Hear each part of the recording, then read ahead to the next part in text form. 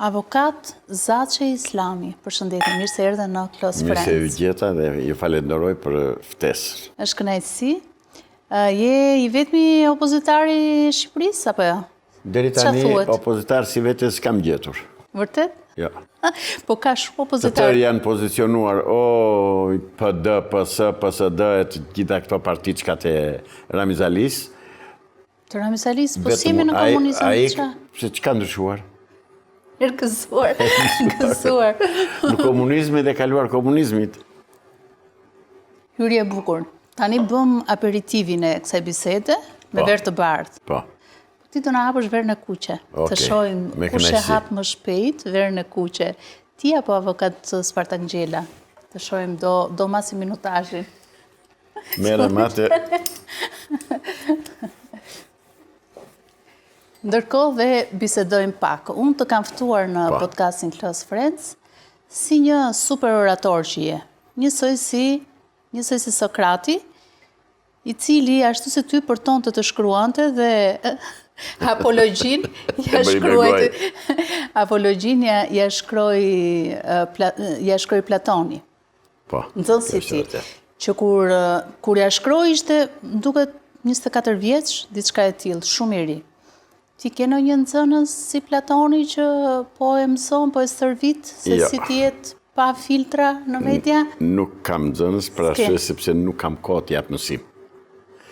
Dhe duhen dhe para që të mbash nxënësit edhe ti.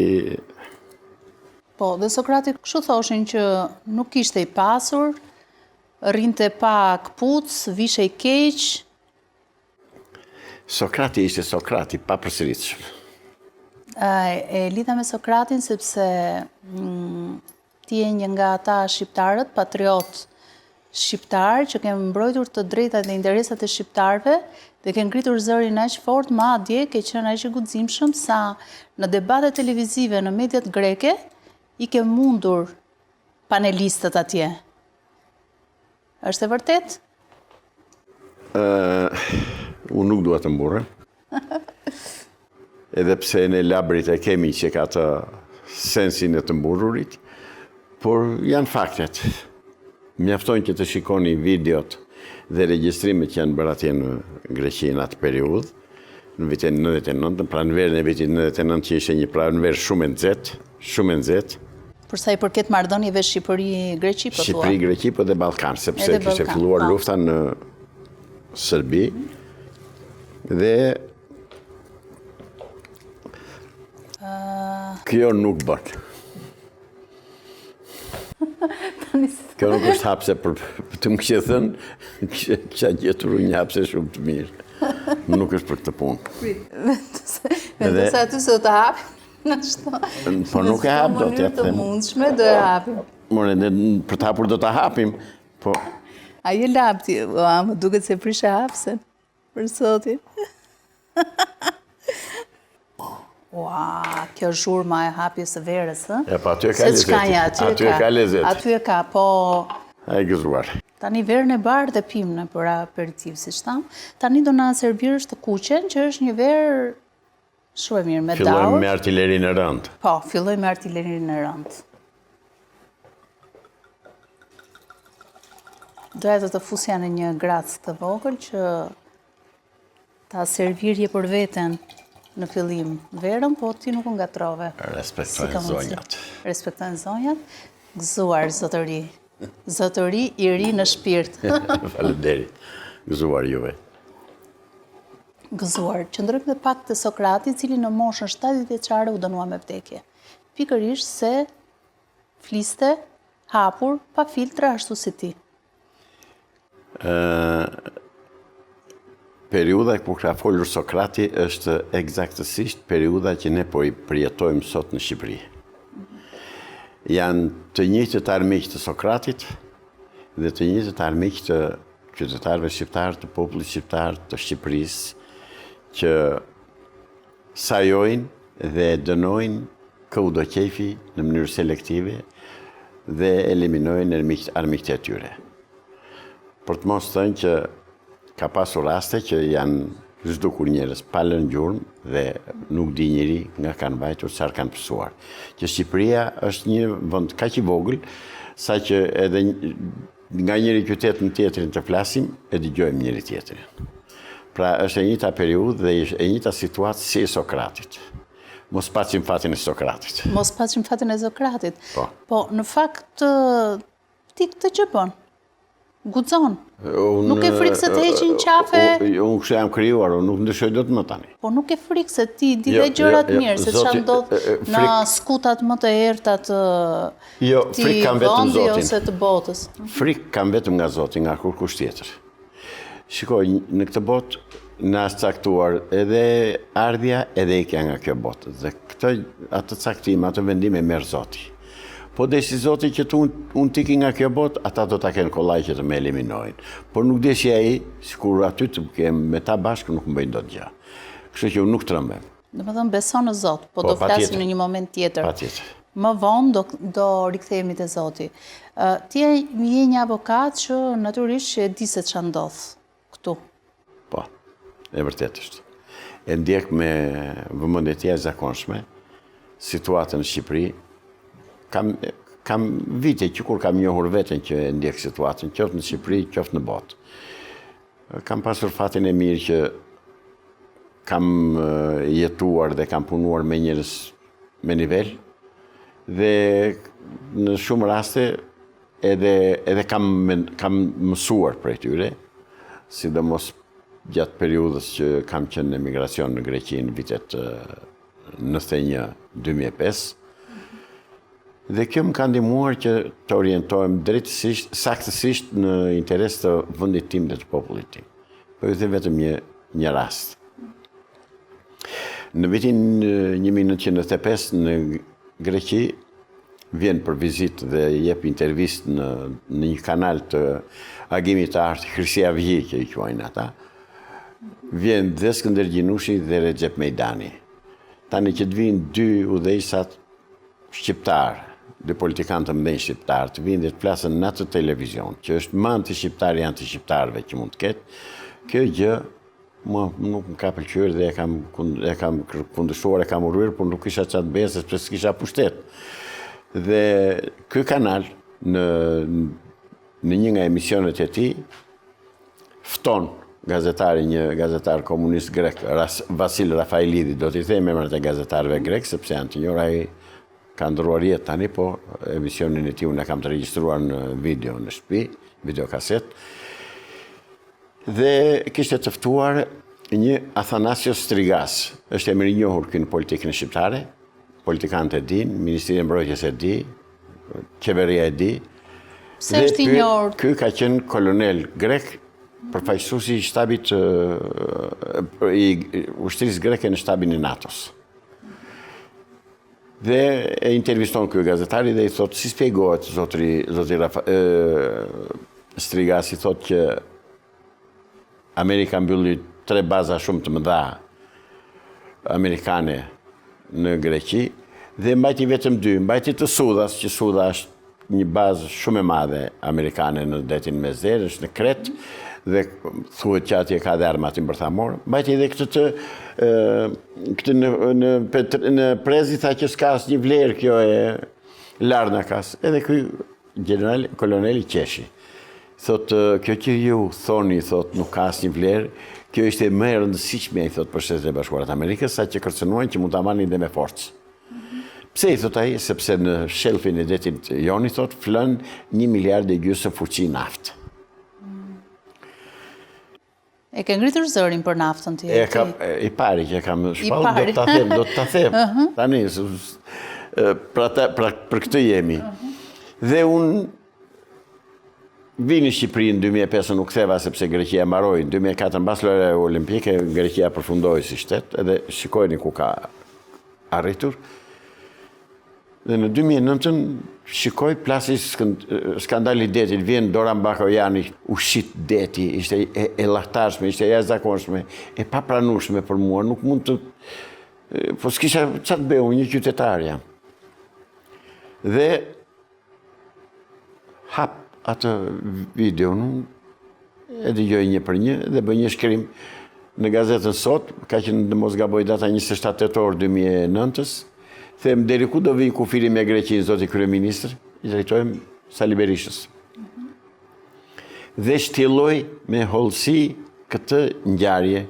Tani lind pyetja ju ose kushdo tjetër do më thotë më ore, kush të tha ty ta regjistrojë atë emision? Më thanë dhe gjegja kombëtare shqiptare asnjë tjetër. Pra, duke jetuar në vendin e tyre, duke parë një qëndrim të tillë të tyre, patjetër që unë nuk do ta pranoj, nuk e pranoj dhe se kam pranuar ndonjëherë. Dhe ajo që më ka shqetësuar më tepër dhe që nuk po flet njeri në politikën shqiptare, dhe këtë unë i drejtojmë të gjithë atyre që e quajnë veten politikan, po i drejtojmë nga ekrani juaj. Ju zotërinj politikan mos e gënjeni popullin shqiptar, mos vazhdoni poshtërsinë dhe marrëveshjen tradhtare anti-shqiptare që ka bërë Enver Hoxha në 1946 me taksajnë me ish ministrin e jashtëm të Greqisë. Marrëveshje nëpërmjet të cilës Greqia nuk do dërgonte grupet armatosura në Shqipëri dhe Shqipëria do të hiqte kartën e identitetit greke çamëve të kthyer në Shqipëri. Dhe që atëherë sot e kësaj dite ne nuk më gjeni një politikan që thot Greqia me Greqinë kemi luftuar ndonjëherë. Asnjë nuk e thot.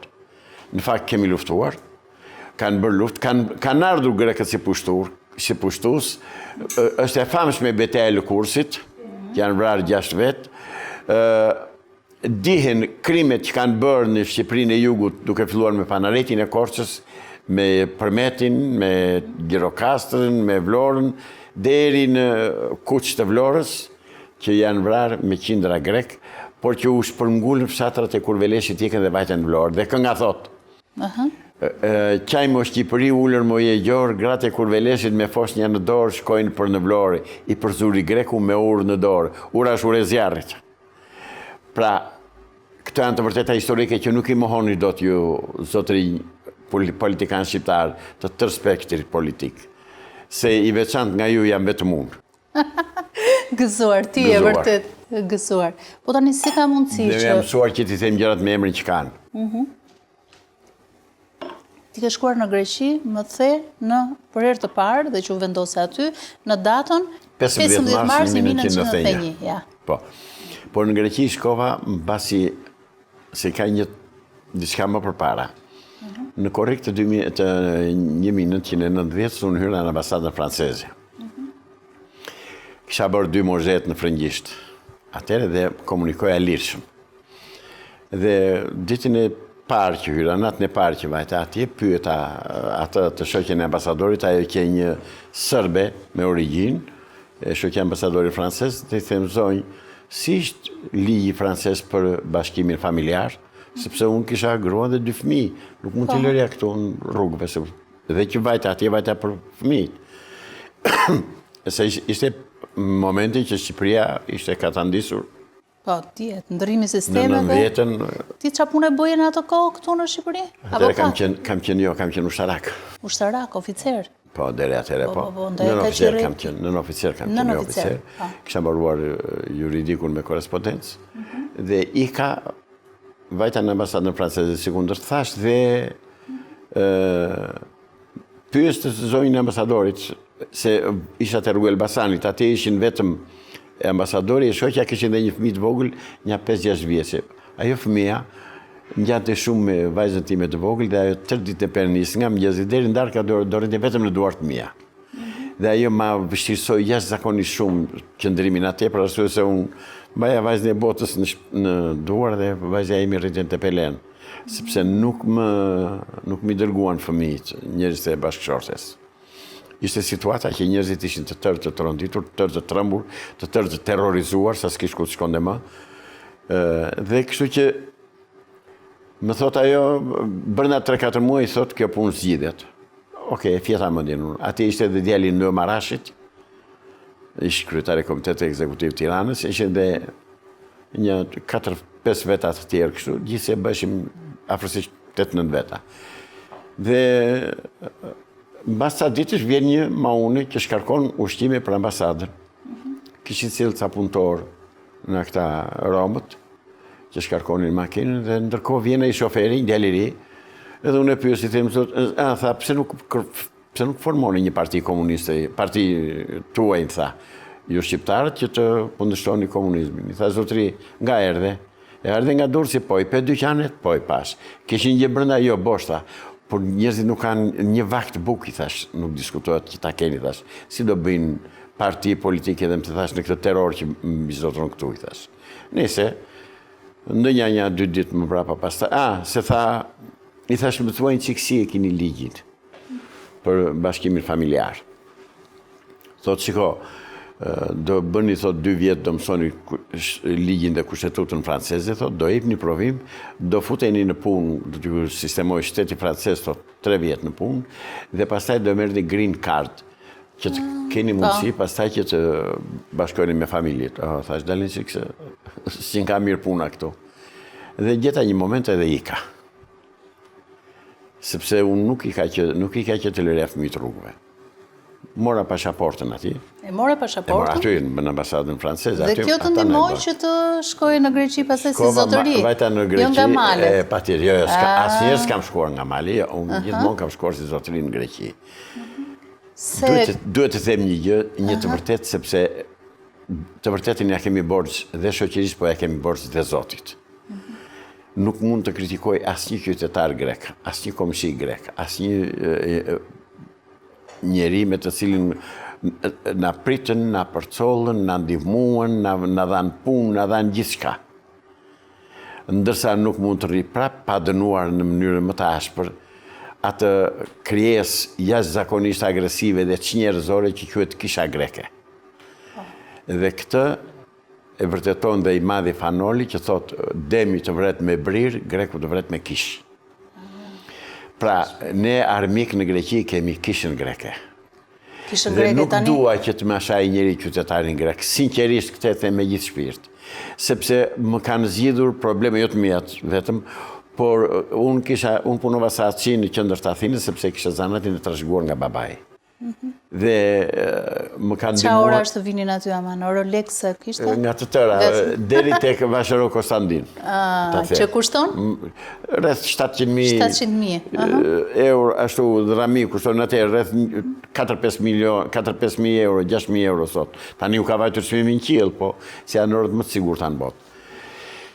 Dhe kam ndihmuar shumë qytetarë që vinin për të filluar punë me përkthime dhe duke u gjetur punëra me qytetarë grek që vinin në dyqan, nuk më kuptonin nga gjuha, besën, do them të vërtetën, nuk e dinin që isha shqiptar, mendonin që isha grek. Sepse flisje greqishte në mënyrën perfekte, dhe kjo ishte arma jote më e fortë. Po. Pra kisha 2 byzylyktar në dorë, gjuhën greke dhe profesionin e orëndrejshit, që kisha mësuar qenë të pelen me babai. Historia ime është e gjatë. Historie bukur. Që kemi qenë që e zvrën gojë të pelen, e zvrën gojë për arsye sepse ne ishim me punë, babai ishte me punë orëndrejqës në të pelen, dhe në 66 ishte edhe mjek popullor që e di gjithë të pelena që i ka shëruar nga verdeza, nga ekzema, nga kanceri lëkurës, nga lloj probleme është kësaj natyre. Dhe për këtë arsye në 66 mbas letrës hapur të Komitetit Qendror të Enver Hoxhës, na marrin nga Golëmi dhe na te pelena dhe na dëbojnë, na çojnë në Golëm. Në Golëm kemi në 3 ditë në shi, jashtë 11, 12, 13 shtator. Në shi, eksaktësisht pa pas madhuar gjë, se s'kishim ku të qonim, se nuk është se na çuan as trehuan diku. Po ti krenohesh je nga Golëmi Gjirokastrës? Apo krenohesh nga që... Unë krenohem nga Golëmi i Gjergjaranit Komemit, i Gjergjaranit Golëmit, dhe jam nga vendi i profesor doktor Bilal Golëmit, ne kemi krenarin dhe mburrem që nga fshati jonë ka dalë një shkencëtar me famë botërore që quhet profesor doktor Bilal Golëmi, emrin e cilit e ka Instituti Bujqësor në Tiranë. Pra, na hoqin dhe na çuan fshat.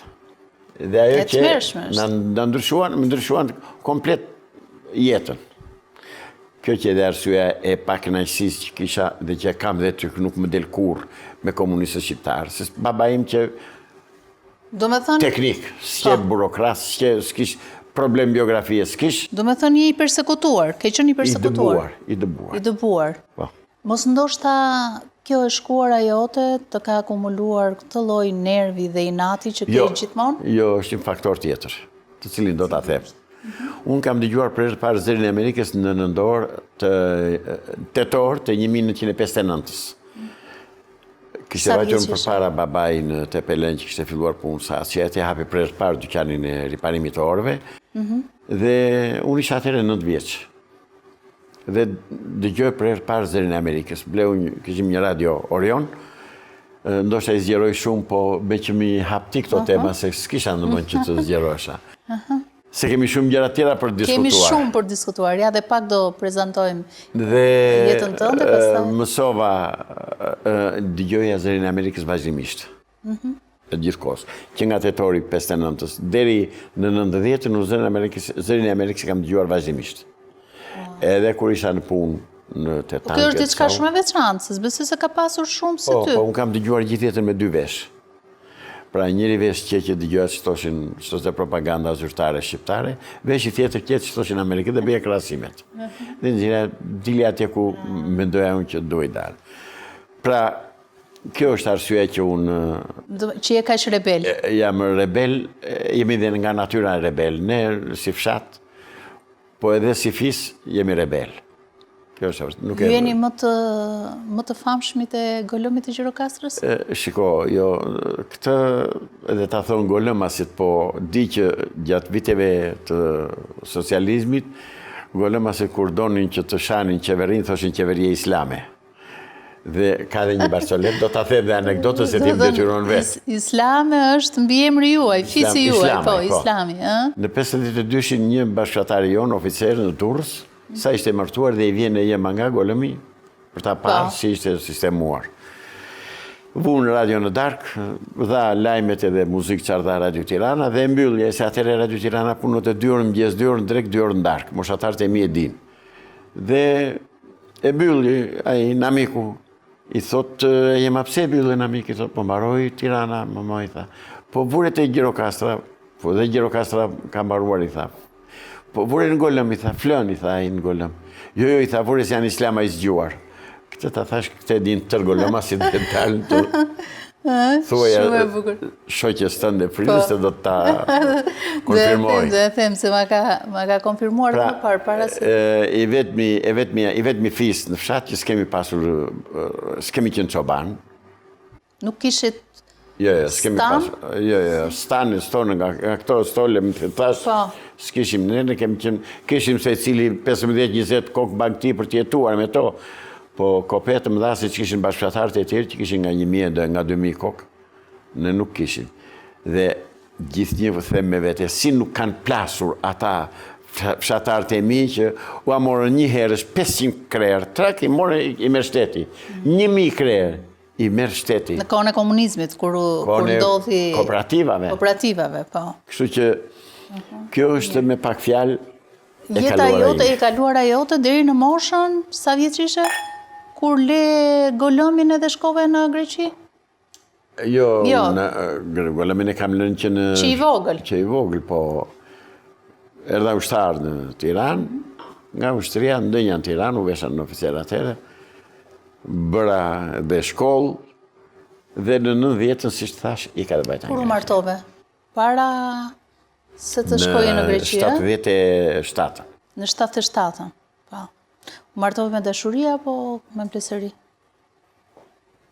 Jo, me njohje. Me njohje? Po, unë i njohja dhe fisin e vëllezërit edhe prindërit e së me shoqi, dhe ata më njifrin se në Tepelen, nga Tepelena e këm gruan, unë atje jam rritur me ata bashkë dhe kështu që njifeshin 2 familje s'kishte problem fare. Thjesht...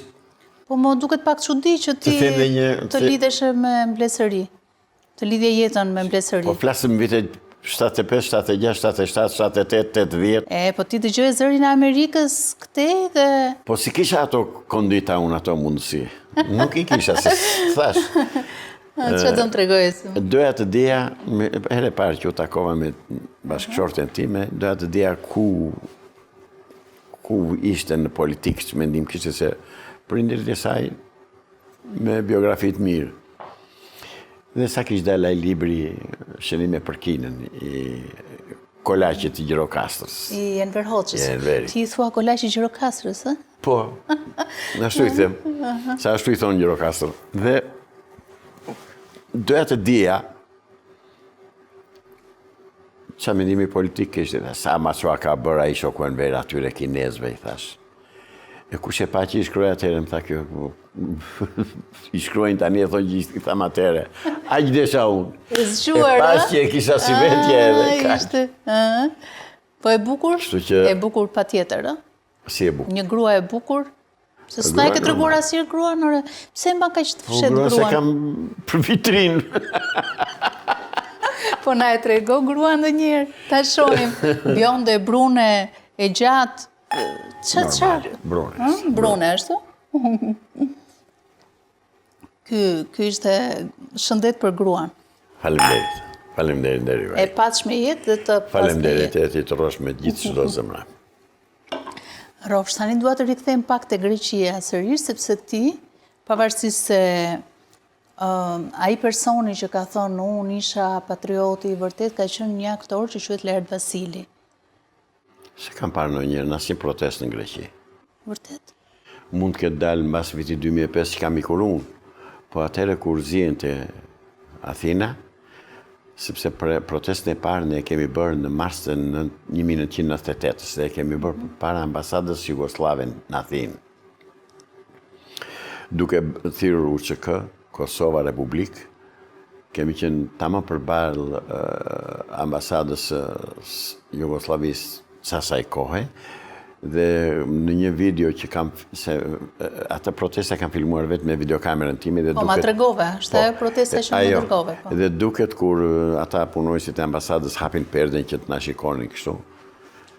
Kam dhe një intervistë të shkurtër atje, po do ta gjej dhe do ta shikojmë dhe atë. Dhe në mars të 99-s pasaj kur filluan bombardimet, unë kisha qenë në Tiranë dhe vija në Greqi, ka qenë data 24 mars në ora 9 në darkë, me orën greke, se në 8 kemi orën shqiptare, më merr në telefon bashkëshortja më thot, filluan bombat e para në Beograd. Çfarë thua më, i thash? Ja, më tha, ndalo, hap rrugën, baj makinën se do flasim. Dhe unë mendova mos kesh ndonjë problem familjar, më thot, kanë filluar bombardimet, raketat e para në Beograd. Kam bërtitur atëherë, në gëzimi, burrit, se si tur ta them, dhe ka qenë data 24 mars. Në datë 24 dhe 25 ishin ftuar 2 shqiptar, një nga Qeparoi dhe një tjetër nga Gjirokastra, nuk ka nevojë të them emrat. Dhe po debatonin me deputet dhe gazetar grek, me njerëz të nivelit të lartë të gazetarisë dhe të politikës. Në emision? Në emision tek Sky. Te Sky, po. I ndjekun ata në... Po kush ishin? Pse s'mund t'i themi emrat? Po s'kam të drejtë i them, edhe i them, po do më kërkojnë llogari. Njëri ishte... Po jo, ma ato kanë dalë në televizion. Njëri ishte Lefter Marto nga Qeparoi, dhe tjetri Besnik Çano nga Gjirokastra. Nuk e njihnin mirë gjuhën greke me sa pash, po edhe formimin e duhur për një tavolin të tillë dhe për një panel të tillë që e pa mundur që ti përballoje. Dhe ata kishin një gjë që jepnin në titra, jepnin numrat e telefonave. Dhe unë marrë telefon në datën 25 në darkë, thash ka mundësi që të vitë marrë pjesë ati me juve në emision tuaj. Thot ajo, nga Gjirokastra, por e pirot, jo, i thash jam shqiptar në 100%. Po nga e ke mësuar gjuhën greke, tha sa vjetë ke në Greqi, pak rëndësi ka jo, i thash, do më pranoni në emision apo jo? Po, thot, vishtesën në orën 11, thot, flasëm këtu me Trianda Filopullin, tha, me Maqin, gazetari vjetër ai, dhe do të njoftojmë neve, tha, kur më marrën telefon në orën 10 pa 10, pa vajtur orën 11, zoti Islami, thot, ka mundësi të vish në orën 11 vim ne të marrë me makinë ku do që jesh, jo, thash, kam makinën time, vajta i gjeta ku ishin, dhe u përballa, ishte në ata e parë që janë përballë me një nga gazetarët më të aftë të shtetit grek, një komuniste, Liana Kaneli, të cilës midis të tjera që thash, feja e shqiptarit është shqiptaria. Na e thuaj në greqisht? Në greqisht duam ta dëgjojmë. I thërësia ton albanonin e o albanizmos. Dhe ajo më thot mua, ti në o albanizmos. O albanizmos in e to idhjo opos in e o elinizmos. I thash, shqiptaria është një lloj si që është helenizmi. Dhe në pjesën e dytë ajo i thot gazetarit, unë nuk dua të jem në panel me këtë zotërin, i tha. Dhe serdi më, Liana Kaneli. Pre asaj nate, dhe deri sa i ka në Greqia, gjatë gjithë kohës më kanë ftuar gazetarët grek për debate të ndryshme, qoftë për çështjen e Kosovës, qoftë për çështjet e emigrantëve shqiptarë në Greqi. Ke qenë shumë i zjarrt në diskutime, shumë rebel, me shumë ton, po si a dilje që s'kisha as dokumentet greke? Jo, ajo më bëri përshtypje mua se do vinte edhe dilje në televizionet më të famshme të Greqisë. Kam menduar, ose kam besuar, edhe budallëk nuk është, po besoja tek demokracia në Greqi, edhe si vendi i demokracisë. Po në fakt? Origjinë e demokracisë, por në fakt s'qashtu. Se çfarë ndodhi që mori një mësim nga kjo?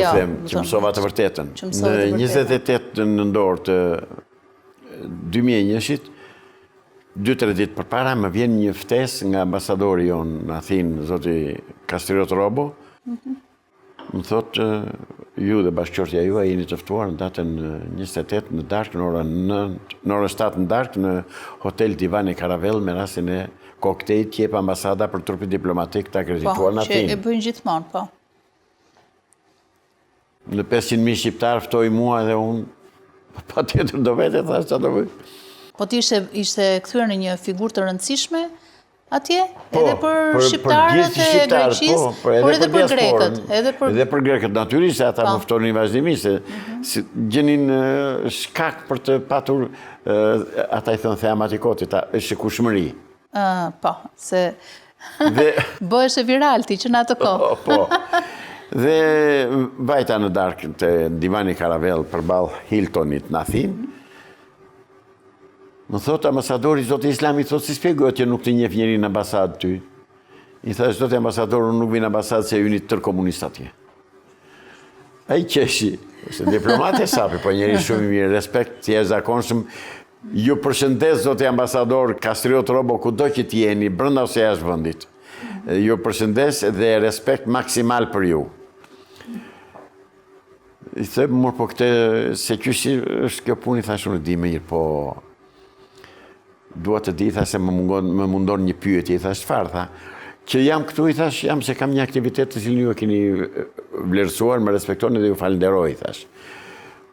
Por pyes vetin, i tha, si shpjegohet që unë pa letra jam, pa vizë jam, pa gjë, pas një lloj dokumenti, vide këtu edhe u bëj dhe ciu këtyre, i tha, si më thonë, si më ndalon një oficer, një polic, një doganier, një zyrtar grek. Edhe ambasadori qesh, i tha, shiko, ti ke qenë, tha, në datën 26 mars në darkë të Sky, tha. Në datën 27 në mëngjes, ambasadori Amerikan në Athinë, shkon në Ministrinë e Jashtme dhe u thot, ai shtetas i shqiptar që foli mbrëm në televizion është në mbrojtjen tonë. Se ndryshe, tha, ty nuk do të kishte mbetur as molekull tani, tha, jo më të flisje tani të ftoja unë në darkë, në koktej. Pra, unë e mora atje pas që me të vërtet pas kisha bërë një budallëk që do më kushton të jetën. Mund të të mos ishe sot. Do më kushton të jetën. Dhe më mbrapa pasaj mora vesh nga një person tjetër që nuk duhet ja përmend emrin, më thot që ti për 4 orë ke shpëtuar atë ditë, thot datën 27 në mëngjes, datën mirë them 26 në mëngjes. 26 viti? 99. 99, po. Mars. 99. Për 4 orë ke shpëtuar, tha. Kur punon për atë dheu, kur punon për këtë vend, për këtë tokë, është dhe Zoti vetë që të ruan. Se unë për këtë tokë e jap tani jetën që flasim bashkë. Gëzuar. Vërtet je patriot që e mbron në vendin tënd me shpirt. Jo, si që kam madhashë Zoti, e kam me shpirt, a detarizmi nuk diskutohet fare, e kam nga baba ramet pas, nga babaj. Sepse babaj kishte ndonjër 15-16 vjetë në emigracion, dhe thoshte si adheu nuk ka. Që fliste 4 gjuhë të huaja. 4 gjuhë të huaja. Ishte në Egjipt dhe kishte 2 librat e Spirodines, Valte e Detit dhe Bleta Shqiptare, I kishte me autograf nga Spirodinia, të cilat 3 ditë që ndonjëm në golëm në shiu u bën, u shkatruan. Dhe nëpërmjet atyre librave të ati, unë kam mësuar shumë proverba dhe anekdota shqiptare, të Spirodines. Të Spirodines.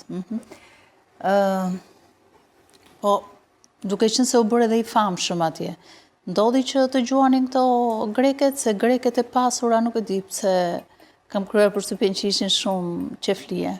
Shiko, kam pasur një parim në jetën time. Nuk do përzihem kur në vend huaj me çfarë do lloj femre, sepse të gjitha femrat, pa përjashtim, në Perëndim, ato që të ofrohen dhe që të afrohen, të spione. Spione. Dhe unë spione u jam ruajtur. Spione ruse, spione greke. Por çfarë s'kishte atje? Atje çfarë s'kishte dhe çfarë s'ka? Më thënë thjesht kjo frika të kam pajtur. Jo, apo jo, hajtë kësur. Po patjetër frika se unë... Frika se qefi edhe mund të ta kishte në qef. Po patjetër, njeri gjallë.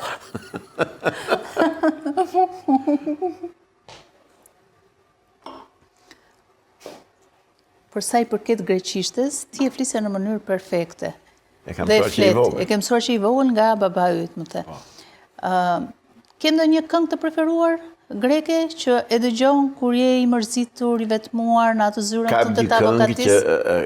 Një këngë të cilën e këndon një ultranacionalist shovinist grek, por kënga është e jashtëzakonshme. Dhe kënga është Shqiponja vdes në ajër. O atos pethenis ton aera. Dhe midis të tjera është thot, edhe pse se plagoset Shqiponja dhe bie në zjarë. Dhe thot, edhe në përmjet tymit të trupit tim, thot, unë prap do ngrem në ajër. është këngë shumë do me thënë, se po ta dish gjuhën, është e bukur, pik mua veti. Të tjerat pastaj janë këngë po këto këngët e dashurisë? Se grekët mbajen për këngë dashurie më shumë? Ka sa të duar, si që të po thua. Këtë ke ndonjë këngëtar ose këngëtare të preferuar? Kam Jani Miljokën, që këndon këngën Greko Maskara. Greko Maskara? Po të më këngë dashurie? Ana Visin, apo kush? Apo Shpak Brez? Gliqerin që këndon me këtë, që thotë Sava Ton Boris, dhe Ftera Boris, e tjera. Pra, këngët I kanë të bukura. Të themi ati që është. Shumë, edhe poezinë kanë shumë të bukur. Dhe mbi të gjitha I kanë me kuptim dhe mbi të gjitha janë në tabanin grek. Ka mall të dëgjoj një këngë shqiptare që të ketë tabanin shqiptar, nuk ka.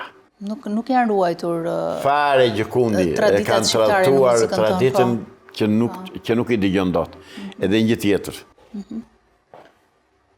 Ne nuk e duam vendin tonë. Mjetet e informacionit masiv nuk e duan kombin tonë, nuk e duan shtetin tonë, nuk e duan popullin tonë. Dhe të më thonë, jo po deshen. Shkoni tani të dalim në çdo kafe të Shqipërisë, dëgjon vetëm këngë të huaja. Po, e vërtet, ndërsa në Greqi, vetëm greke. Po. Vetëm greke. Pra, kjo mua më dhëm shumë. Më dhëm shumë, jam njeri. Dhe nuk se nuk është se skemi që të themi. Nuk është se s'kemi histori. Në historinë e kemi shumë herë më të mirë se të atyre, më të pasur se të atyre dhe më heroike se të atyre. Por neve na kanë tratuar një institucion antikombëtar që quhet Akademia e Shkencave të Shqipërisë. Me në krye? Komplet trupën, si që janë. Po. Sepse kohët e fundit, unë kam se gjithmonë jam interesuar për pjesën kombëtare shqiptare për historinë time. Pra, duket sikur ndonjëherë ke dhe si fiksim jete të çështjen e adetarizmit. Po. Në 89-ën vjen Nermin Vlora me të shoqin këtu në Tiranë. Unë kisha miqësi me Ismail Vlore, me djalin e Qamilit, nipin e Ismail Vlorës, dhe e takova, kjo kishte kushirë të parë Nerminin, dhe marrë një studim të saj për Etruskët. Po para se më hape shumë tema të Marte Mirat Marte dhe më kalove nga një ashtu tjetër. Shiko. është botuar në Shqipëri në 59-ën, 60-ën një libër Etruskët fillojnë të flasin. Zaharia Miami, një historian arkeolog francez, vjen në Tiranë, vjen në Shqipëri, e çojnë në dajtë këta tonët, e respektojnë dhe thënë një dash. Edhe e pjekin, pyet, dëgjon fjalën dash dhe i pyet, ku ti thoni dash, jo thot ai? I thonë ata këti shokut këtu që kemi për të... Adhe, edhe i pyet edhe për një 10 fjalë tjera që i kishte në blok, të tëra që në Shqip. Ikën, vete në Francë, studion një vit në Sorbonne, gjuhën Shqipe, e kemi librat e Zaharia Miami, ti kemi këtu, mund të shikoni shqiptarët, të hapin syt, se po na shkelin grekët edhe sërbët. Dhe, shkruan librin, Etruskët fillojnë të flasin, dhe flet disa fjalë nga ato. 10 vjet më vonë, shkruan, bën librin e dytë, Fundi i misterit etrusk. Pra, etruskët kanë folur Shqip. Kjo fjalë më vjen dhe në një debat që kisha me një nga më shovinistët në Greqi, avokat Konstantin Plevri, Kosta Plevri, djali i cilit është ministri i shëndetësisë sot në Greqi. Nga këta të argimitarët nuk diskutohet, Krisia Vji. Dhe më thot, kur keni filluar ta mësoni gjuhën Shqipe, ju thot? Ta flisni gjuhën Shqipe?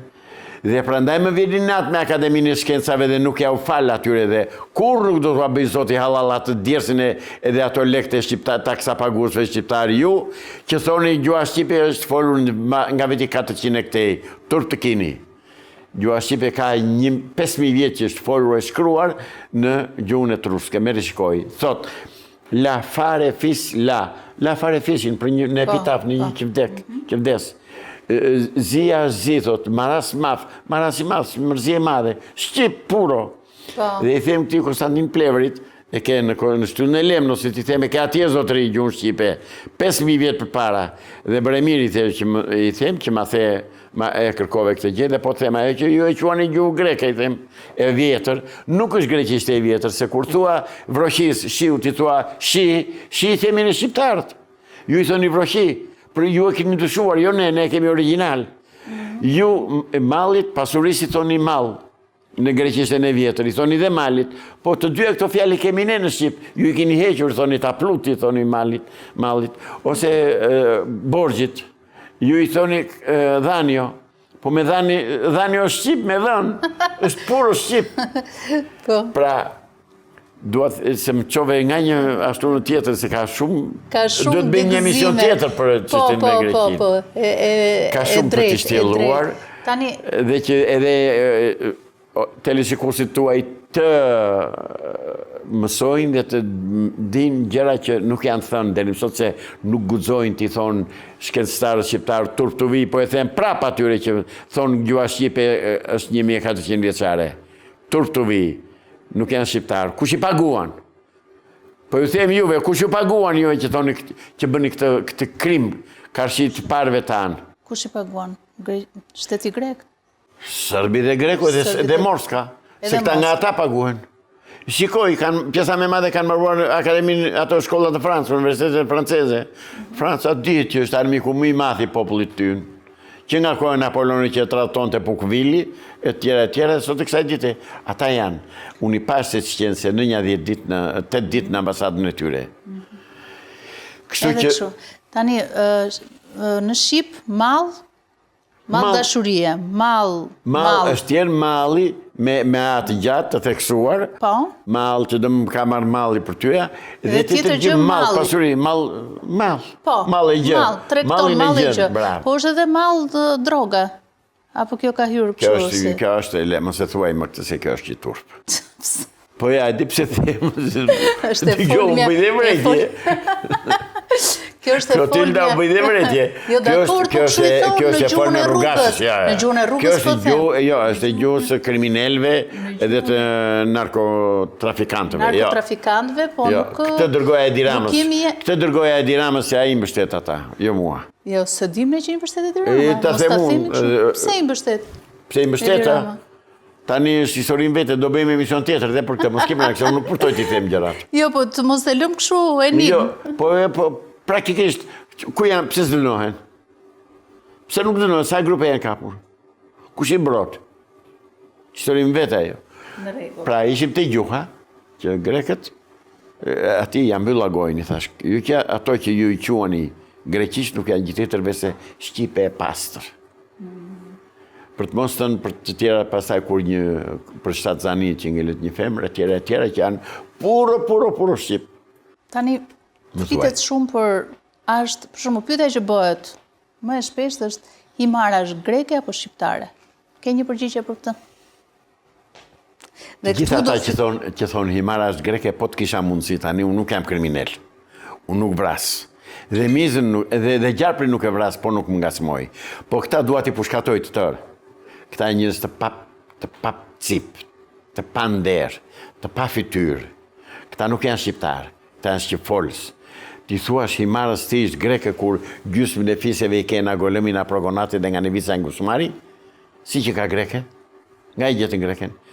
Ata kanë një gjuhë greke që të vjen turp ta dëgjosh njerë, edhe nuk mu ta dëgjosh, unë që di gjuhën greke, unë ata si dëgjoj do. Pse si flasin ata? Pare ta plaçka, thosh një plak në spile. Qa do me thëmë? Merë plaçka të shqip. Në më që ta thosh e greqisht, po t'ishte greke. Si do e thoshte? Pare ta pragmata, ta gjërat. Gjysmat shqipi kanë gjysmat greqisht. Parë të gajdhuri lidhe sto huri, thot. Merë gomarin e lidhe për dëruri. Kjo është Himarjotja. Greqisht e Himarës. Turp të vi. Himara nuk është greke. Himara është labe, safi. Do marrëm pirodhimen. Po. E ke në progonat thuet shulleridhime, i fisit dhimaj. E ke atje. Del aji Beleri, edhe thot jemi në progonati, vërtet ishtë në progonati, po aji si palacio që është, thot jemi grek në progonati, pra vurive si me një gurë vërë dy zoq, e pare punës që në vetën grek, e dyta bëde progonatin tjetë grek. Pra këto nuk shkojnë, edhe këto i pranon akademia jo në shkencave, pranaj thash që ata duen qëruar që andej. Ata e njërës të shqitur, njërës të patjetër, të paguar nga greku, paguar, dëgjo, nuk u tha kot, ministri jashtëm grek, që para shumë kohës që tha ne paguajmë $50 milion vit për vit medjave greke, medjave shqiptare që të flasin në favor tonë. Kjo është shumë e vërtet. Dhe i vetëmi që i kundër vetë kësaj punë jam unë, del njëri. Pra, janë shkencëtarët në thonjza, tanë, që s'janë shkencëtarë, po janë thjesht punëtor partije të paguar nga Beogradi dhe nga sigurimi shteti shqiptar. Dhe unë them atyre, dilni bëni karakteristikën, sa nga ju jeni bashkëpunëtor të sigurimi shtetit? Se unë them, shkoni, kontrolloni gjithë arkivat e shtetit shqiptar, çfarë do që të gjeni, përsa që islamin publikojeni. Më pastër se ka i s'kam që them. Je i pastër. Jo vetën unë. Si kam bërë shkuj. Po pranaj. Si ka mundësi që ke shpëtuar pa ndonjë dru të mirë andej, sepse Lert Vasili për shembull ka dalë dhe ka thënë që jam dhunuar nga njerëz të agimit të artë. Sepse ka folur hapur. Ty të ka ndodhur në një situatë unë në ndonjë panel televiziv në Greqi, Lerti nuk e kam parë. Do të thonë, po si është e vërteta atëherë? Tani se di ai, pyesni atë. Se ke parë fare, asnjëherë. Mendoj që unë kam video sa të duash.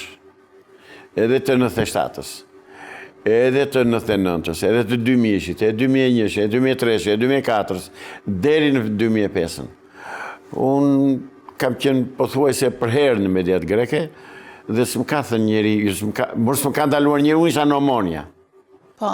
Në Omonia, në qendër të Athinës. Në qendër ku kërkojt dhe punë. Ku kërkojt dhe punë dhe që shqiptarët e Sheshjomonia që vinin shqiptarët dhe kuj dalonin të shkretëse. Nuk e kuptoni pëse i dalonte policia greke, se kështu duke në njërë aty s'kishtë si ta dalonte, po nga qeset e bukës një dhe nga cigari në gojë dy. Këto dy element i dekonspironi dhe i nëzirin që ishin shqiptarë. Ndërsa unë atje kaloja ditë për ditë, se aty e kisha punën. Aty kishe... Kishe dyqani pronari ku punoja unë. Kam fotografi bilet ati dyqanit. Dhe a i më dërgonte 2 vjetë e para kam punuar për ata, ndërsa pastaj gjatë gjithë kohës tjetër kam punuar për vetetime. I në dritë shpirti se kam ndruar jetë Aleko Fotaqi, po më ka lënë edhe çlek që kam fituar i kam marrë në xhepin tim. Pa paguar as taksa greke as një. Aleko Fotaqi është ish pronari, Ish pronari. Pra, Unë atje kaloja për ditë, si më ndaloj njeri, të më thoshë, hajtë këtu mor letër, ç'ke, leja, pasaporta, ç'a drejt. Absolutisht jo. Kështu që... Do më thënë, ky Laertia ka fut kot. Si me to? Nuk e di, s'kam të drejtë ta gjykoj, nuk e kam përballën, nuk flas për njeri që thjesht... nuk e njoh nga afër. Se kam parë, unë se kam parë, mund të ketë qenë, nuk e di. Se ka pasur dhe ca shoqata atje, jo vllazërimje, ku di unë që ishin këto. Madje grekët më pyesin vazhdimisht mua, më thoshin, kë përfaqëson ti? Veten time, më thoshin, se praktikisht veten përfaqëson, as kisha njëri tjetër mbas pinë. Edhe bravo të qoftë që ke arritur të deportosh atje, që flitej shumë edhe për racizëm. Shiko, herën e parë... Apo jo, kishte racizëm? Racizëm kishte që të kemi atë punë, po... Po pra, ndaj them, si e ke dalë? Herën e parë, thash, kam marrë datën 24 mars të 99-ës. Pastaj gjatë gjithë kohës tjetër, më kanë marrë gazetarë grek, qoftë Indjeri Jorgo Tranga, qoftë Spiro Karaxhaferi, qoftë Viqi Mihalonaku, qoftë Pano Panayotopoulos që kohët e fundit ishte ministri i mbrojtjes së Greqisë, e gazetarë tjerë kush i marrën tani se ata atë punë kishin gjenin njeriun e dur për ta shkundur për audiencë. Po, vetëm kaq. Edhe ti që kapeshe fyt me grekët në debate televizive. Unë jam kapur, jo me grekët, po unë ka pasur dy profesorë sërbë atje që një ishte nga Beogradi, profesori teologjisë, jepte mësim në universitetet greke. Kisha një tjetër që kishte marruar shkollën fetare për prift.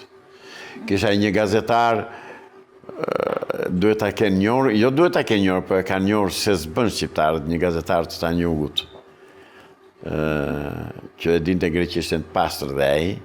Kam debatuar me këtë Koshtunicën me telefon nga studio, por që më lidhte ky Trendafilopuli për të thënë dhe përkthente ai gazetari jugoslav. Sërb. Janë shumë, si mbaj më të tëra. Tani që marrëdhënie ke me shtetin grek? Asnjë problem. Nesër po duash dhe bashkë, nisim me vemja. Po, nuk ke asnjë problem. Madje po them me këtë tjetër, që shumë herë nga që më njihnin isha bërë person publik atje dhe ata e dinin me kë kishin bënin, nuk kontrollonin as makinën. Do të thënë ti mund të merrjen fusje në makinë çfarë doje. More, sikur tisha i asaj pune, do kishe bërë namin. Do kisha bërë namin në tek. Armë, drogë, të gjitha. Se nuk shes vdekje, jo. Nuk shes vdekje, edhe shumë bukur. Kam besim të Zoti, jam besimtar. Ti ke edhe moralin, e ke pikë të fortë, po para se të bëj një pyetje në lidhje me moralin, se edhe avokat edhe je njëri i drejtësisë, para se të bëj këtë pyetje, doja të pyesja, duke parë se kishe në studiot e Greqisë dhe në studiot e Shqipërisë, ku të duken gazetarët më të aftë, moderatorët? Në Shqipëri apo në Greqi? Në Greqi. Në Greqi? Po. Do të them.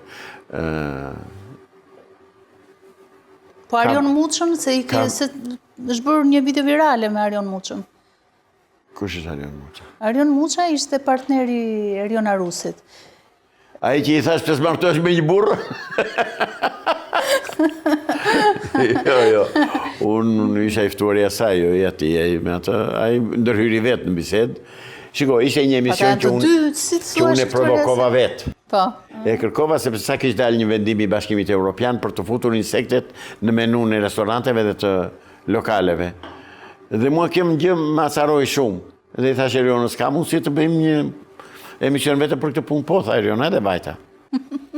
Dhe me di se kishte ftuar një nutricioniste aty që kishte ardhur nga Shtetet e Bashkuara të Amerikës, ajo. Është, ajo mund ta gjesh në YouTube. Dhe ajo thot se s'ka ndonjë është gjuna, thot që të theren bagti, thot se u dëm shpirti dhe atyre më të thash.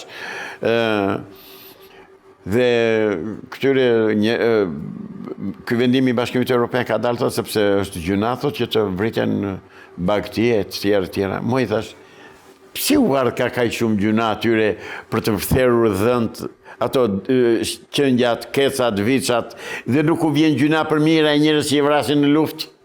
Pse pas kanë që kanë më të mëshirshëm për bagtin që ta ka dhënë Zoti për ta ngrënë, dhe që kanë të mëshirshëm për ata që vriten në luftë?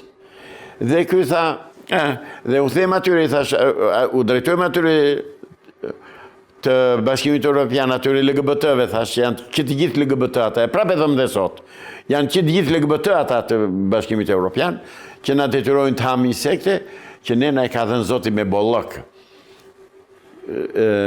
Ujin, frutat, ushqimet, barat, të tëra klimën e ka dhënë të shkëlqyer dhe s'ka nevojë të hamë insekte. U them atyre thash që martohen burr me burr. Dhe tha ky, ndërhyri ky. Arioni. Nuk e di emrin se dhe tani si e mbaj mend. Po tha pse tha s'ka ndonjë gjë të keqe tha dhe këtu në Shqipëri tha janë martuar shumë burr me burra. Burra me burra. Arioni ka pas të drejtë sepse duhet të jesh në rregull me audiencën. E kupton? Me ka audiencë? Po, Arioni duhet të ndërhynte në atë moment. Por të qenë në rregull me audiencën që mund të ishin LGBT për shembull. Dhe mund të prekeshin nga ky koment, më kupton? Unë prapë dhe tani të ke mundësi marrë të tërë në det. Dhe tani të flas këtu ke ju. LGBT-qët në det të zhduken, janë fare ndyrë, fare që nuk duhet të ekzistojnë gjikundi. Dhe i thash ati, po ti mërë zotëri, thash, pëse si ke martuar me një burë? Pas ke unë burë. Se Arionin e kemi shok. Baje një shok ju. Po që më tha... Po ti pse ke shoqe Arionut, ja, për nga që është gjini femërore, kështu të e bëjmë tani? Jo, unë me Arionën kam miqësi sepse më kaftuar disa herë dhe kam respekt për të, më ka respektuar. Beshaka, për të... Mendoj që në emisionet e saj kam bërë atë që duhet bërë dhe kam thënë ato që duhet thënë në mënyrë më njerëzore, por jo të më thot ai mua është normale, thot martohet burr me burr. Nuk është normale, do më thënë. Është pervers, është... Këta e njerëz që duhet zhdukur në faqe edhe unë të them. Po.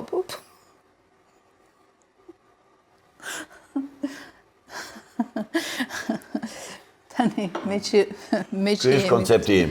Në rregull. Unë jam për familjen. Po, grua me grua mund të martohen? Apo një të gjë? Pak më ndryshe. Një të gjë është. Pak më ndryshe? Jo.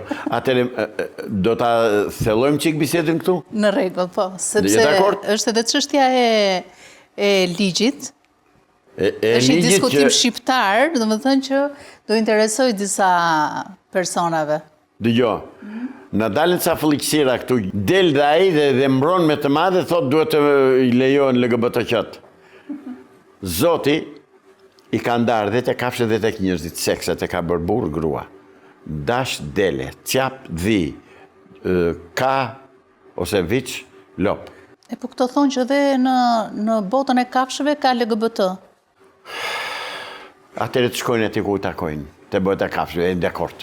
Me qka të shkojnë bëhet partner me ata, me ato kafshë që janë të këtila, dhe unë të jem në rregull. Turp të keni ju qeveritarë shqiptarë, që gjithë ju, kushdo që ka qenë kryeministër dhe që është që ka lejuar ata plera të bëjnë parada aty. Se ju po na vrisni fëmijët. Ju, ti Edi Rama që i lejon të bëjnë parada ata, ti po na vret fëmijët. Ti po bën genocid të fëmijët tanë. Ti kërkon që të zhduket fara shqiptare. Dhe do vi atje, sepse janë masonët ata që nëzisin këtë. Pa tjetër që dua të ndalemi dhe të masonët dhe të Illuminati. Bravo. Janë ata që duan të qeverisin botën dhe që të qeverisin botën duan të apaksojnë numrin e popullsisë. Janë ata që prodhojnë ilaçe vdekje prurse. Ishin ata që deshin të na vaksinonin dhe me që jemi të vaksina. U vaksinove ti? Jo, unë jo. Ti? Bravo, si qytë pas ka në Zoti mundin e hajrit. Po ti? Unë kam bërë protestën e parë në 7 maj 2020 kundër vaksinave.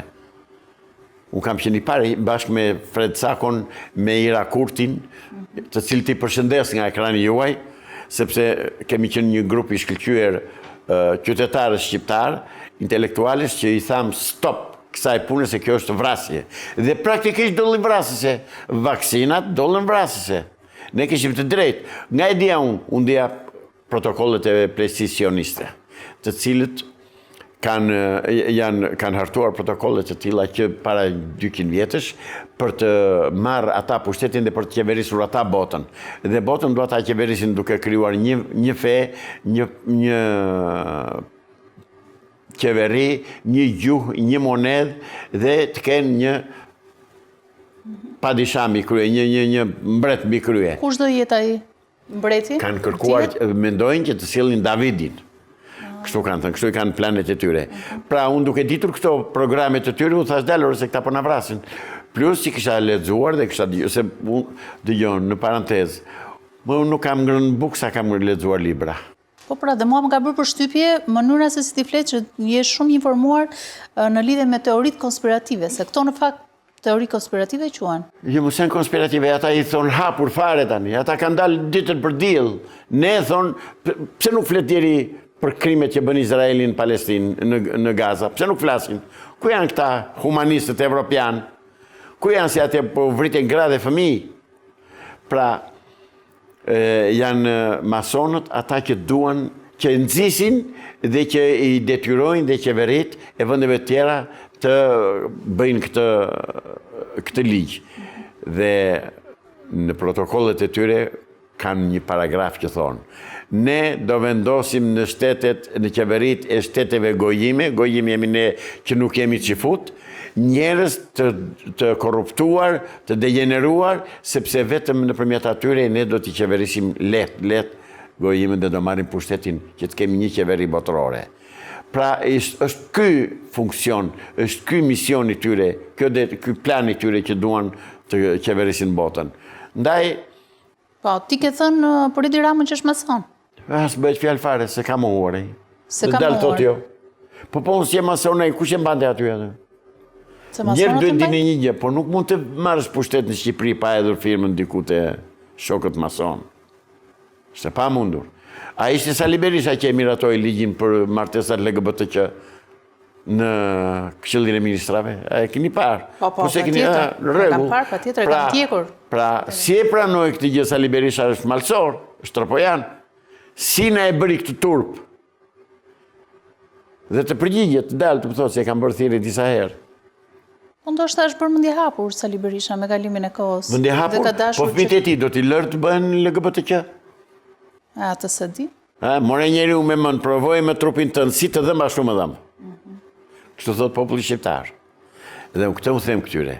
Pra me këtë që bëjnë, duan të na shkatërrojnë, të na zhdukin. Dhe lufta që po bëhet tani nuk bëhet kot lufta kundër gjuhës. Gjuha është ajo që është pasaporta, karta e identitetit për çdo komb. Këta pikërisht atë godasin. Dalin ata linguistët shqiptar, këta shëquajturit gjuhëtar shqiptar, dhe thonë gjuha shqipe është gjuhë e re. Një kohë që është 5.000 vjetë e kaluar. Dhe do marrë materialin që më ka dhënë me dorën e saj Nermin Falaski, e kam dhe me fotografi me gjyra, të vim një herë tjetër që ta diskutoj. Po, patjetër.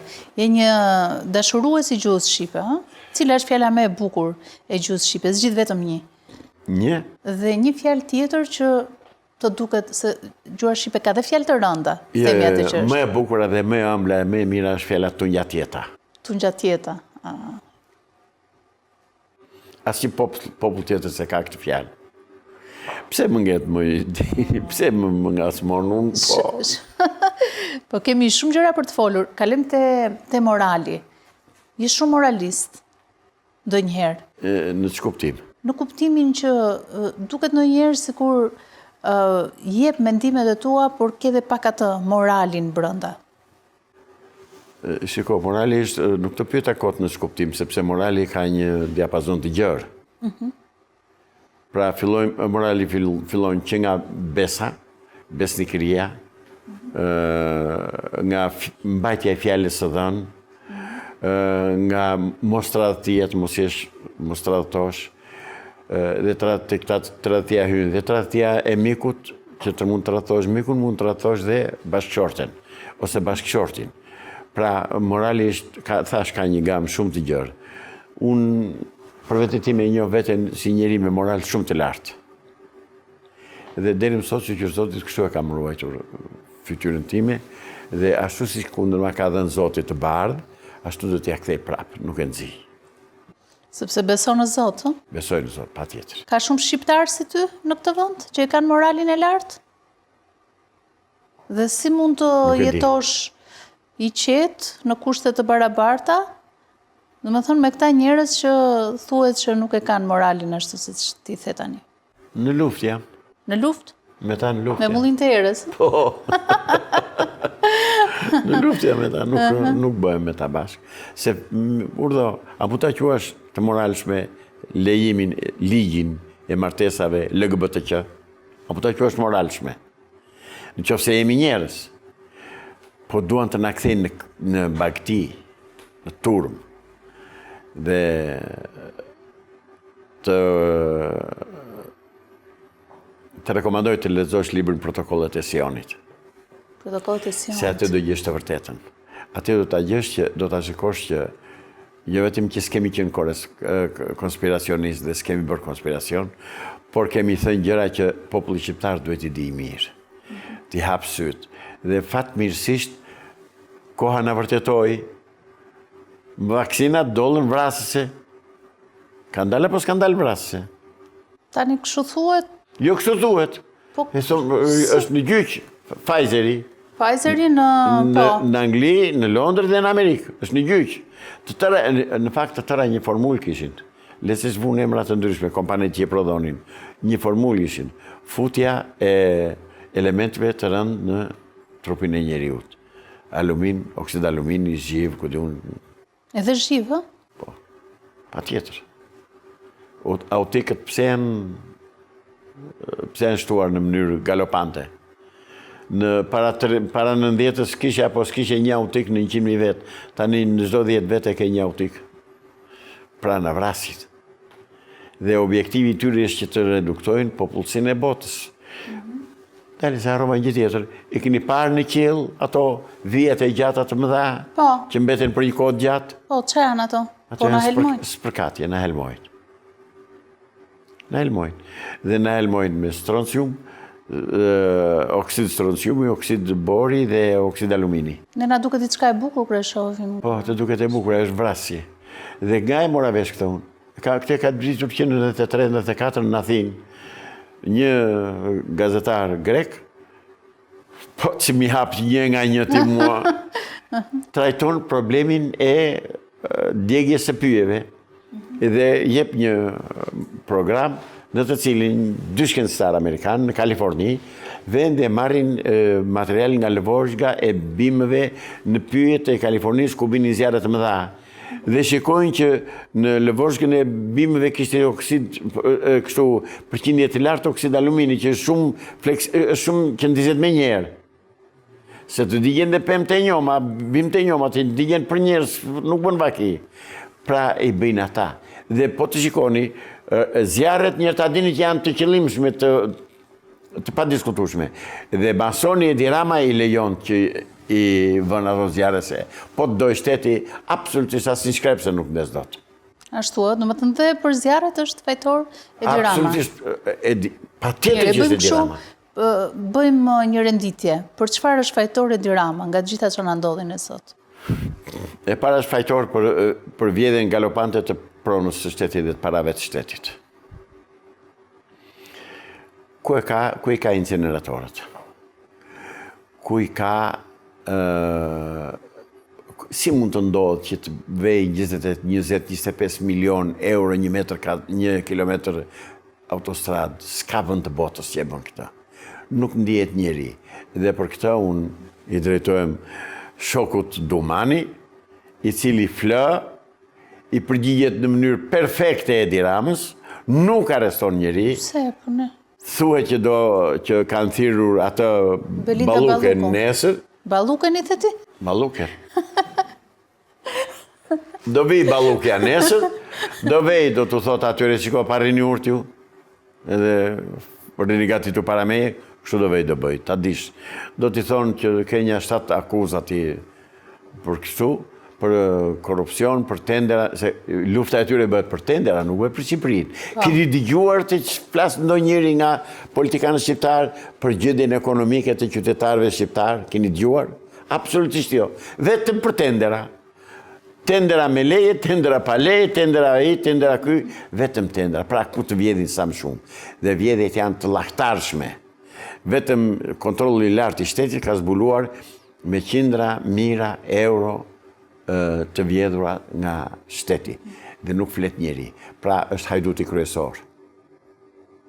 Edi Rama, ta them Edi Rama, ta kam thënë në kanalet tjera, kudo që kam folur. Dhe do ta them sa të kem frymën gjallë. Je hajduti kryesor në Shqipëri. Nuk pëlqen fare Edi Rama? Ka ndonjë karakteristikë që... Nuk më pëlqen komunistët, jo. Janë tërë komunistë këta, pa përjashtim. Ke 81 vjet, 84 vjet që nga 41-shi, kur dy Sërbët krijuan Partinë Komuniste Shqiptare, ishin Dušan Mugosha dhe Miladin Popovici, dy personat kriminellet më të mëdhenj që kanë vrarë dhe nacionalistët që ishin në radhë partizane, si që ishte Mustafa Matoiti apo Asim Zeneli nga Kurveleshi, e tjera Bashehu e tjere, dhe deri sot e kësaj dite po qeverisin ata. Pra janë, ne po na qeveris Serbia praktikisht, Beogradi. Dhe mos shkojmë më tutje pastaj të ushqime që vinë nga Beogradi, të bjelli, të ushqime të tëra që jemi të helmuar. E ke ngritur zërin her pas here për çështjen e gjithmonë, dhe prapë po them, ku janë farat e frutave tona edhe të perimeve tona që kemi pasur? Se ka një bank farash këtu. Ku janë originalet? Që mbillen her pas here, po. Jo, ajo nuk ndryshon, ajo është e përjetshme. E ka shteti, çdo shtet e ka këtë. Dhe banka e farave botërore ndodhet në Norvegji, në një frigorifer, tunel frigorifer shumë të madh, që ruhen farat e gjithë botës. Këta i kanë zhdukur. Dhe i kanë modifikuar. Dhe kur lindi modifikimi? Lindi kur në Shtetet e Bashkuara të Amerikës ishte ministri i jashtëm Henry Kissinger në vitet 60 e ca.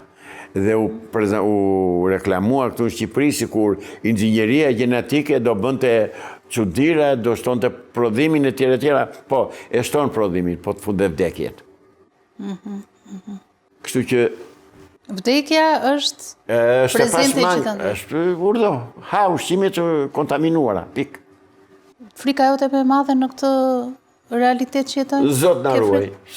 Unë i friksuar jam në çdo kohë nga veprimet e tyre, po frikë tjetër s'kam, se jo frikë personale, kam frikë në kuadrin kombëtar të shqiptarëve. Po ja, se u vra dhe një gjyqtar brenda gjykatës së apelit. Si e komenton? Nuk desha të flas, se po të flisja do më thonë ke bërë gabi. Dhe që nuk flas, i gjithë auditori juaj e kupton pse nuk flas. Se do thosha që e ka merituar. Në një personalisht? Jo, kam dy vendime të ti që njërin e ka marrë në dhomë këshillimi, në mënyrë më të pajustifikuar, fare të pajustifikuar, ka miratuar një kërkesë pa di dhe një objekt pa di, në të cilin vëllai i merr vëllait dhe gjysmën e shkallës, siç janë shkallët që ngjitet për në shtëpi, gjysmën e shkallës ja jep këtij, ja jep këtij. Këto nuk kanë anë udhë të rrinë. Nuk po them pastaj për gjyqje të tjera dhe për skandale të tjera që dua ta bëjmë një emision vetëm për dy raste që i kam skandaloze. Bëjnë mu, dënon gjykata e Firit dhe e Vlorës dhe gjykata e lartë lënë fuqi dënimin me 20 vjet burg të një personi me indicje të nderuar qytetar shqiptar, pas një provë, pa faktin penal në dorë, me indicje. Kjo është drejtësia. Dhe drejtësia është tërësisht partijake, 100%. Kjo çështja e pronave është një plagë shumë e rëndë në Shqipëri. Është një plagë që është... të vrasin për pronën. Më qovet e masonët. Masonët thonë, ne do t'i shpërënsojmë gojimet, do t'u marrim pronat, dhe kur të merë pronat të ka marrë shpirtin, të ka marrë jetin, të ka marrë të tëra, s'ke të hash bukë nësë mëngjes. Pra është plan i vjetër strategjik që të shpërënsojnë popullit dhe Shqipëria është një shtet kavje. Ta shtjellojnë që këtë këtu? Pse jemi shtet kavje? Në vitin 45 që u pushtua Shqipëria nga komunistët, në 29 nëntor, pushtimi i tyre solli që shqiptarëve të mirte pronën dhe shqiptarët nuk u ngritën. Eksperimentuan masonët, shikojmë të marrin pronat, çfarë do bëjnë shqiptarët, do ngrihen, nuk u ngritën. Nuk foli njeri. U bë 7500 njerëz, nuk u ngritën, nuk foli njeri. Ne jemi popull kavje.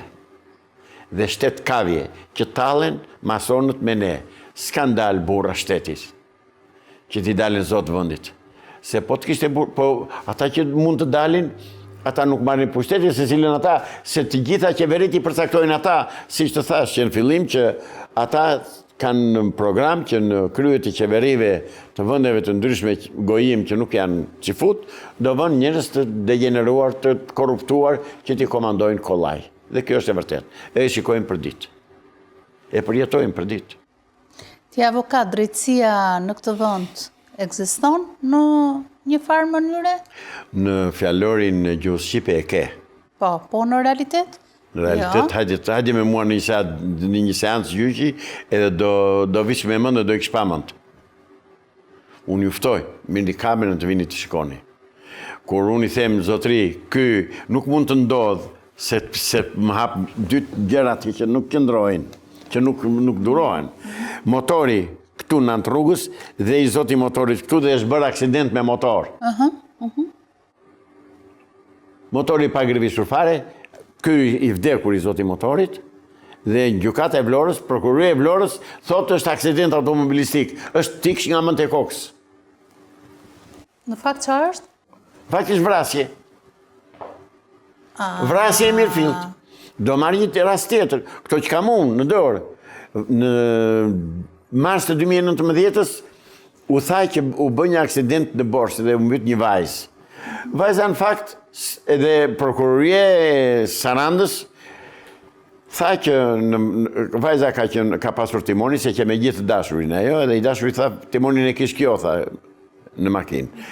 Edhe prokuroria thot po, kjo ka qenë në makinë, me që vdiq ajo, e mori ajo, e mbuloi dheu dhe kaq.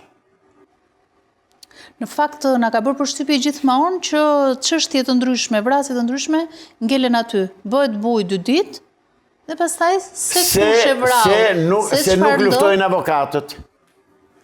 Unë që luftova, mbas 6 vjetësh vërtetova që s'ka qenë vajza në makinë, një, dhe dyta që vajza është mbytur militar, dhe është futur e vdekur në makinë dhe është edhe në kanal. Filmat më të frikshëm, horror. Ja këto bëjnë. Si në filma. Ja kështu, si në filma. Këtë të motocikletë se kam në gjykat në apelit këtu, tani ka rundatën 2. Sepse ka kundërshtuar prokuroria e Vlorës se quan aksident. Or është tiksh nga mënd e kokës. Do të tregoj të marroj emisionit të tregoj në video, në fotografi, fotot e motorit e të kufomës atë e njitur njëri me tjetrin. E të mërshme. Çfarë çështjesh ke ti aktualisht, domethënë, në çfarë fushë ke aksidente? Kam dhe penale edhe divorcimet. Cilat dominojnë, që të kuptojmë se çfarë ndodh me realitetin shqiptar. Kjo është pyetja e fundit për bisedën serioze, pastaj do kalojmë te dashuria dhe qefi. Okej? Dëgjoj, në Shqipëri s'ka drejtësi. Dhe fajtor, një pjesë e madhe e fajt, 80% u bie avokatëve. Se nuk luftojnë. Avokati, ai qytetari, kur të ka besuar që ta mbrosh, të ka dhënë shpirtin, të ka dhënë jetën, të ka dhënë avenirin e tij, të familjes së tij, është përgjegjësi e llaktarshme për atë që ka trun kokë dhe që ka shpirt, ka zemër një herë. Se ta ka dhënë ty të drejtë që ta mbrosh. Po avokati mbron edhe vrasësin. Dëgjoj, edhe vrasësi ka të drejtë të mbrohet. E ka me ligj. Por do ta mbrosh atje ku mund të gjesh ndonjë arsye, ndonjë shkak pse ka vrarë. Megjithse në gjuhën e vjetër të popullit ton është thënë që fajtorës gjithnjë gjivritjet. Po sa bëri borxh nuk e vret një njeri, nuk të bën dora. Pra do kesh një arsye shumë të fortë që të vrasësh. Megjithatë, je shumë kontrovers. Po prandaj më ke ftuar këtu. Fiks, gëzuar avokat. Gëzuar zonjë. Na kënaq avokat me muhabetet. Zoti avokat, me që jemi të drejtësia, jemi të krimi, të bota e krimi, domethënë, që janë hynë edhe vrasjet me pagesë, po vrasjet pa pagesë, dua një përgjigje. Sa është vlera më e ulët e një vrasësi me pagesë dhe cila është vlera më e lartë? Për këtë nuk di se s'kam pasur rastet kësaj natyre që të gjykoj vrasës, të mbroj ose të marr pjesë në një gjyq të një vrasësi me pagesë, dhe nuk e di se që tarife kanë dhe si i kanë. Nuk mere me këtë fush, por di këtë që vrasjet janë shtuar për një shkak politik. Për një krim politik. Dhe krimi politik është ligji 7501, i cili i futi shqiptarët që të vrasin njëri tjetrin për 1 metër tokë apo për 10 centim gardh të ashtyjmë tuti ose më të hu. Dhe për aq kohë sa ligji 7501 do jetë në fuqi, shqiptarët do vriten, do kanë vrarë njëri tjetrin, e vrasin njëri tjetrin dhe do ta vrasin njëri tjetrin, sepse askush nuk ta fal tokën e babës. Përfshi këtu pastaj krimi që bën shteti që nëpërmjet hipotekave, të cilat i ka marrë në drejtimin e tij Edi Rama, dhe nëpërmjet letrave falsifikime, që kam dokumentat falsifikuara nga hipoteka, i kam në zyrë. Po, i kam falsifikuara. Të një trulli që kam pasur unë te Rruga Budi. Dhe ishte fati im që unë kisha gen planin e fillimit kur e kisha bler atë parcelën, dhe marrë dhe gen planin që kishin bërë të ri unë, i korrigjuar, dhe mbetën ngrin ata tek kulla që është ajo Tore Drini, ishin 40-12 ata të bashkisë. Pra, është shteti që i bën këto, është pushteti hajdut, kriminal, komunist, i cili nuk hejdor nga shpronësimi i shqiptarëve dhe ka kënaqësi që shqiptarët të vrasin njëri tjetrin. Këtu është Po, shqiptarët nuk e vrasin njëri tjetrin vetëm për prona, e vrasin për drogë, e vrasin për grupe kriminale, pastaj grupet kriminale aty kanë, shiko, se po më habit tani kjo situatë, kjo situatë. Janë zbuluar me 10 grupe, me qindra telefonata, dhe përfundimisht ata prap livrin të lirë. Kush është fajtor? Kush duhet t'i arrestoj? Është policia e shtetit. Policia e shtetit në shumicë e raste kanë futur gangster në policinë e shtetit. Po ju them, kam 4 oficerë të policisë të Pelenës që janë në ndjekje penale tani nga unë. Janë sepse kanë bërë krim tek qytetarët, tek fshatarët e progonatit. Kanë bërë krim dhe unë a them dhe të dalë prokurori përgjithshëm ose ky Dumani dhe thot pse bën këtë deklaratë zoti avokat, se e japun përgjigjen edhe dokumentat edhe provat edhe tëra, dhe prokuroria e Gjirokastrës dhe gjykata e Gjirokastrës akoma nuk e trajton këtë çështje dhe nuk e nxjerr në gjyq. Pse i mbrojnë njëri tjetrin dhe fatkeqësisht sot është kthyer gjykata dhe prokuroria e vitit 1945-46, kur Bedris Pahiu dhe Koçi Xoxhe gjykonin dhe vrisin intelektualët shqiptar. Pra prokurori dhe gjykat tani janë një trup. Edhe në të njëjtar zyra rrin, edhe një trup janë. Dhe avokatin e kanë nxjerr si rudiment, si gjë të pa vlerë. Nuk e ndjeni veten me shumë vlerë. Me që jemi të këto vrasjet, më tabuja, jo, më falë, unë vete në ndje aq me vlerë sa s'ka ku të shkoj më, se unë shkoj në salën e gjyqit dhe unë bëj luftë. Nuk vete që tull kokën si shumë tjerë. Unë vete bëj luftë. I fiton gjyqet? Pa tjetër. Pa tjetër. Do të ke humbur në një gjyq këto kohë? Dëgjo, kam humbur gjyqe që kanë vendosur se kështu dua unë, po jam me prova, edhe jam në gjykat lartë me ta. Në gjykat lartë, në gjykat kushtetuese, nuk i të lë, kur jam bitur që kam drejtë dhe kur argumentoj, kur e puthit dosjen dhe ankemi që bëj, nuk ka burdhën që konteston, se do vjen puna, do vjen në Strasburg, për një 2 çështje që kam unë, dhe detyrimisht do marrë të drejtën. Tani, çështja më tabu, historia më tabu e kriminalistikës shqiptare është pikpyetja e madhe, është vrar apo s'është vrar Ervis Martinaj? Jeton apo s'jeton Ervis Martinaj? Si qëndroni vërtet? Shteti e di këtë gjë. Strukturat e shtetit këtë gjë e dinë. Si ta kuptojnë këtë? Dhe ta thonë. Ja. Si që ta thash. E tim, po pse nuk e japin si informacion nëse e din? Sepse janë interesat të ndërsjellta midis grupeve dhe midis grupeve dhe politike dhe kriminale. E din. Nuk mund të shpëtoj një krim në Shqipëri pa u zbuluar. S'bën vaki. Thjesht nuk duan. Nuk duan ta tregojnë. Po babai i Ervis Martinaj e di? Të vërtetën e djalit të tij? Se me se është marrë djali i tij, ai duhet ta di. Dhe se kë ka pasur armiq djali i tij dhe këtë duhet ta di. Duhet, them unë. Nuk e di, apo se di, është në punë për ta.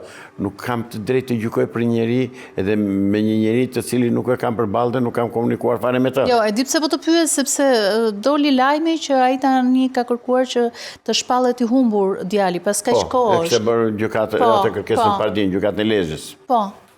është e drejtë e tij. Nëse ai ka mendoj që djali i tij është zhdukur, ka të drejtë të kërkojë të shpallet i humbur. Që nuk shpallet i humbur akoma, pra ka pikpyetje. Dhe këto pikpyetje i di shteti. Strukturat e shtetit të dini një gjë, asnjë gjë nuk shpëton në Shqipëri pa u mësuar nga policia dhe nga strukturat e posaçme. Thjesht u vën kapak. Po ti çfarë di vetë për Martinaj? Nuk di gjë, s'jam marrë fare me të Si e marrë fare me atë çështje? As di si e kam dëgjuar si emër në media, por nuk. Në rregull, e mbyllim këtu me këtë pjesën e filmit aksion? Kapedani Gjasulua. Gjasulua, që je shumë fanatik, po ndërkohë je edhe mendja hapur. Jam fanatik në drejtim të mbrojtjes së familjes dhe dinjitetit familjes dhe të nderit qytetar. Po për këto eskortat, çfarë mendimi ke? Njerë, për këto kurva thuati që mbredhin kështu me grupe, unë i kam dëgjuar dhe ato, kam parë dhe nga ato që kalojnë atje tek lagja jonë. Ku e ke lagjen? Aty Te Shallvaret. Te Shallvaret. Kalojnë. I kam parë. Do shkoj prap tek masonët. Ata kanë gisht sërish. Janë absolutisht ata. Ata janë frymëzuesit, nxitësit dhe financuesit e tyre. Dëgjoj, do vim në vitet 60, 65, 70. Do shkoj prap te Henry Kissingeri, ish ministri i jashtëm i Shtetit Bashkuar të Amerikës. Atëre dolën në mënyrë demonstrative ta shikojturit hipi. Nuk e di nëse ke dëgjuar për hipit në Amerikë apo jo. Po, patjetër. Hipit u reklamuan dhe u propaganduan si kur ishin qytetar ose rini e varfër, hallixhi, të lirë, donin të bënin një jetë të shturur e tjera. Fakt ata s'ishin të varfër, ata janë paguar me miliona për të dalë lakuriq, për të kryer orgji dhe seks në rrugë ditën dhe natën, me qëllim që të shturë e rinie dhe të pëlqente ajo mënyrë jetese. Dhe kjo vërtetohet nga pantallonat e grisura, Gjinset e grisura. Gjinset e grisura, që kanë shqiptarët sot. Ky është historiku i tyre. Andej erdhen. Dhe shturja u frymëzua dhe u nxit nga ata, me mbështetjen kriminale të pushtetit politik në Shqipëri. Eskortat janë me mbështetjen kriminale të pushtetit politik në Shqipëri. Se nuk janë vetëm kurvat e vendit, kanë sjellë kurva dhe nga jashtë. Nga Brazili, nga Kolumbia, nga Venezuela, nga s'kan ardhur. Pra u intereson kjo shturje atyre që qeverisin dhe që grabisin taksat dhe parat e shqiptarëve. Është politike, mos e quajni eskorta një grup kurvash. Jo, janë të organizuara dhe të i struktuara në mënyrë perfekte për të kryer atë detyrë që kryejnë. Këto dashurojnë, si mendon? Din të dashurojnë? Ato? Jo, ato me thëmë dashuri s'bëjnë. Ato bëjnë kurvëri, jo dashuri. Duhet të ndajmë kurvërin nga dashuria. Ajo që dashuron një djalë e merr dhe ikën mbaroi puna. Ose ai dashuron një vajzë e merr dhe ikën mbaron puna. Ato janë thjesht punëtore seksi quhen në Greqi. Në Greqi quhen punëtore seksi. Në Greqi është legalizuar. Janë të legalizuara, kanë prostitucioni, po. Kanë shtëpit publike, po, dhe janë të kontrolluara nga shteti me licencë, me kontroll mjekësor e tjera. Këtu nuk merret vesh, nuk njeh qenit Zotin dhe këta që bëjnë për të treguar të ndershëm dhe me personalitet, me nder politikanët shqiptarë, se po e them kështu të pacipët, në vend që ta legalizojnë atë problem dhe duhet legalizuar, sepse praktikisht jeton, funksionon. Do apo s'do ti funksionon, eskorta dhe kurvëria funksionon. Këta nuk e legalizojnë me qëllim që të përfitojnë këta. Të përfitojnë vetë nga puna e tyre dhe nga parat që nxjerrin ato. Se ato parat që nxjerrin u japin tutorëve dhe tutorët pastaj vënë shkallë deri tek kreu. Deri tek kreu, po. Fitime të mëdha nëpërmjet seksit. Unë i shikoj që ditë për ditë këto gjëra dalin në media, sidomos në rrjetet sociale. Ka dhe një gjë tjetër, një pislëk tjetër. Dalin ca ata që quajtura femrat vajzat famshme në Shqipëri, që reklamojnë trupin, reklamojnë veshjet. Lej pasaj këngëtare mavri që dalin me të tëra për jashta, vëna një rryp këtu edhe dalin në skenë. Kjo është shturje e nxitur direkt nga shteti, direkt nga politika. Për të tërhequr vëmendjen. Dy Për të gjëra. shtensionuar E para e punës që ato situatën. duan të fitojnë me atë se shikojnë, shesin trupin, dhe e dyta, shteti i leverdis shturja, ajo anarkia i leverdis. Se po të bëhemi të tërë një trup ne, një mendje, dhe të dalëm në bulevard dhe t'i themi zotërit se shkjo që po bën, ne me pështyme mbysim ata. Po ai na përçan kështu.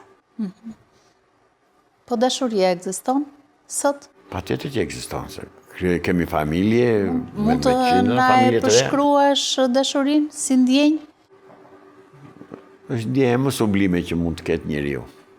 Ti e ke provuar dashurinë e verbër apo ato dashurinë që të hyn ngadalë në shpirt edhe rri më gjatë brenda teje? Shiko, që të dyja funksionojnë. Që të dyja funksionojnë. Qoftë dashuria rrufe, si thonë, kur shikon një femër të bukur, ose kur shikon një djalë të bukur, dhe e të pëlqen dhe me njerë të mbeten sytë në të, natyrisht, por kjo ka dhe të mira dhe të këqijat e saj. Se e shikon që është e bukur, ndrin, shkëlqen, thua ti kjo si kjo s'ka, por ti nuk e di kush është, nuk e di që familje ka, nuk e di që të kaluar ka, nuk e di nga vjen, nga s'vjen, vetëm e pas të bukur edhe vate maroj, si që po bëhet shumë në perëndim tani që martohen me të huaj, qoftë vajza me djem të huaj, qoftë djem me vajza të huaja, edhe krijojnë familje mere. Kjo është shumë e dëmshme. E dëmshme? Patjetër. Sepse njëherë vajtin e i kërkoi vajzën për djalin X i Y-it. Dhe i thot ai Y-i, ore i thot, ka armiq ky djali yt? Jo, i thot ai djali im është me shkollë të lartë, kështu, nuk bën për vajzën time, i tha. I tha, mos m'hajde më këtu. Kjo që do të thot? Kjo do të thot që ai donte që vajzët e tij të martohej me një djalë që të ishte i Zotit, të ishte i aftë, të rriste fëmijë, të lindte fëmijë, të mbante familje tjera. Sot këto si kërkon njeri, e shikon të bukur dhe e merret çon drejtje në shtëpi. Kjo është fatkeqësi dhe prandaj divorcet janë pa numër. Më shumë divorce po dëgjojmë se sa martesa. Më shumë divorce se sa martesa. Apo të them unë me atë punë.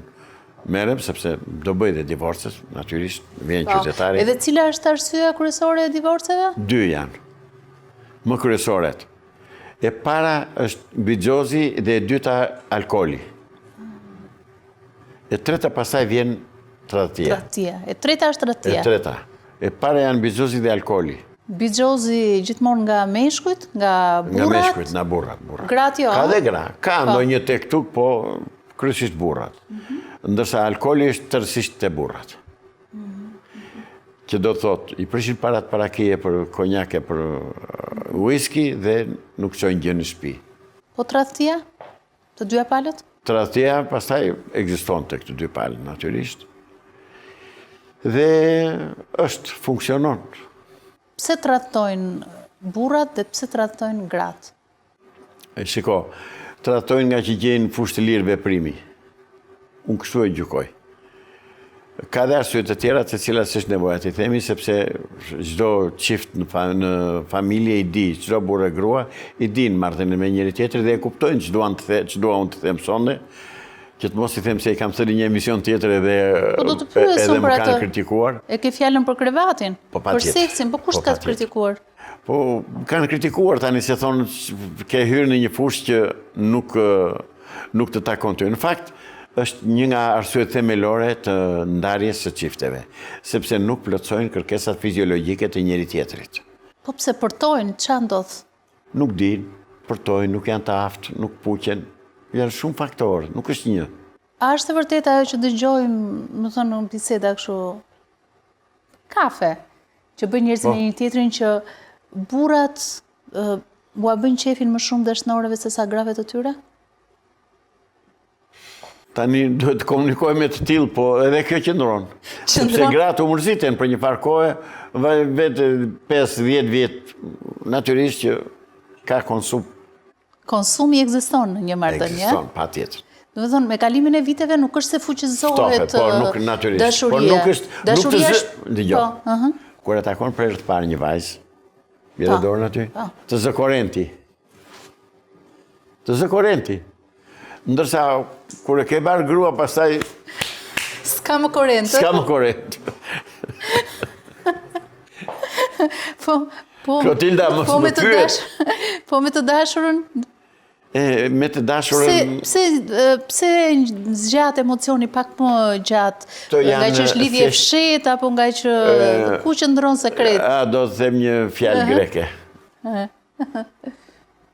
Grekët thonë kështu, i krifizoi i në pjogliqa. Jeta e fshet është me ëmbël. Pikërisht. Dhe këtu qëndron kjo. Kështu që kush di greqisht e kupton këtë dhe i ka dëgjuar. Na e përktheve. Jo më larg se sot në mëngjes e lexova të gjithë apologjinë e Platonit. Si ka mundësi? Se ne as nuk biseduam. E kam në greqisht në internet. Pa imagjinueshme, se unë, kur të ftova aty, thash do i bëj një intervistë që t'i ngjasoj apologjisë Platonit për Sokratin. Po, apologjia e Sokratit. E shkruar nga Platoni për Sokratin, po. Dhe që në një pikë të përbashkët? Po, një shumë pika të përbashkëta. Por që s'kan arritur deri aty sa të burgose si Sokratin. Edhe s'kan për të arritur, se jetojmë në një kohë tjetër. Në shumë gjëra e gjeja vetën të Sokrati.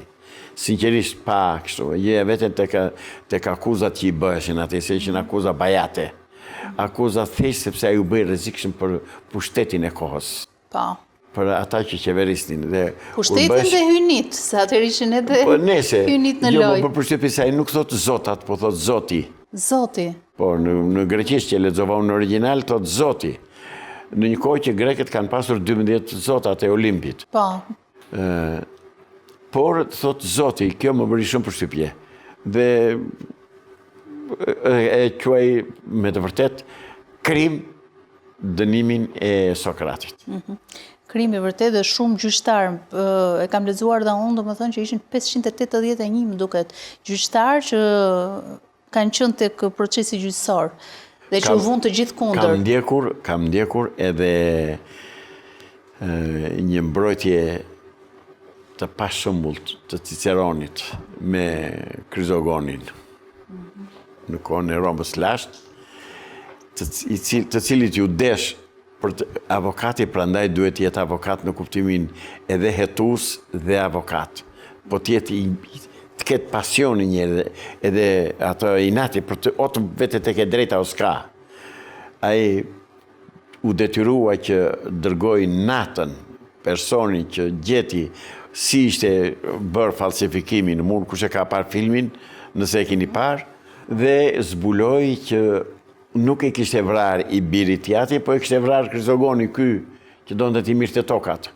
Një ngjarje afërsisht si këto që kemi ne. Këtu? Jo afërsisht, po si këto që në ndodhin ne për ditë. Po. Pra, historia njerëzore ne e ka dhënë shëmbujt. Ai që do të jetë avokat i ndershëm, ai do të jetë gjyqtar i ndershëm, ose prokuror, hetues i ndershëm, i ka shëmbujt e historisë, i ka dhe ligjet, se ligjet i kemi të përkryer ato ashtu që është. Megjithse, po ju them gjë shqiptarëve që nuk e din, nuk ka ligj në Republikën e Shqipërisë që të mos thotë ligji në murkaq, i ndryshuar. Të tërë ligjet janë ndryshuar. Në një kohë që ka shtete që kanë ligje të vitit 1790, 1800, e si kanë luajtur. Ne i kemi tëra ndryshuara. Pse? Sepse ligjet i bën çdo pushtet i bën sipas orëksit dhe sipas interesave të tija. Kjo është situata jonë. Fatkeqe për këtë popull. Se këta... Ligji në dorën e Maliqit, siç është të kaj filmi. Po, këta përfitojnë nga që kanë një popull të urtë. Po mos rrini të urtë, mor shqiptarë, se duhet të a them dhe këtë si se duroj do. Po mos rrini urtë, more, po ngreuni kërkoni atë që u takon, se në fundit, më mirë një fundit të mërshëm, se një të merë pa fund. Me këtë do të ambil me shqiptarët. Shumë e bukur. Bravo. Nuk e ti, oratori pa parje. Tani, Sokrati, në ndryshim nga ty, kishte gruan 30 vite më të re. Shiko, që ka marrë një grua 30 vite më të re, do të thotë që ajo grua e ka vlerësuar mendjen e Sokratit se sa fizikun e Sokratit. Thuaj që ka qenë i shëmtuar, nuk ka qenë që në pamje. Po është mendja që të bën të bukur. Po, mendja të zbukuron, ë? Tjetër. Pse u duket në një burr i bukur mund ta shpif. Jesh. Ashtu. Është mendja që të bën të bukur dhe ajo grua ka dashuruar mendjen e Sokratit. Dhe kjo është një vërtet. Mendja të bën të dukesh i bukur. E ke parë me që beson te Zoti. E ke parë Zotin ndonjëherë, e ke takuar? Në kuptimin figurativ se. Mos e thoni më këtë. Se Zoti nuk del ta shohim unë ti. Dhe kur vemi në atë jetë, kur të vemi atje, nuk do ta shohim, do dalem para tij, do gjykohemi, por atë nuk do ta shohim. Dhe do na ndaj pastaj ti shkon në xhenem, ti shkon në xhenet dhe u la. Ti ku do shkosh? Si mendon? Mendoj që kam punuar dhe jam sjell për në xhenet. Megjithatë ai e di, është gjykatës. S'jam unë. Avokati që shkon të gjykatësi, Zoti. Hajt gëzuar. Po. Tani gëzuar. Biseda me ty mund të zgjas net, nuk e di se sa mund të zgjas, po... Faleminderit. Unë mendoj që tani mund të mbyllim me një gjë shumë të bukur, me një pasion tëndi, nuk e di për poezin, ke një pasion? E lexon? I memorizon poezit? Lexoj shumë dhe më pëlqen poezia, dhe sidomos poezit e shkurtra, jo poemat e gjata.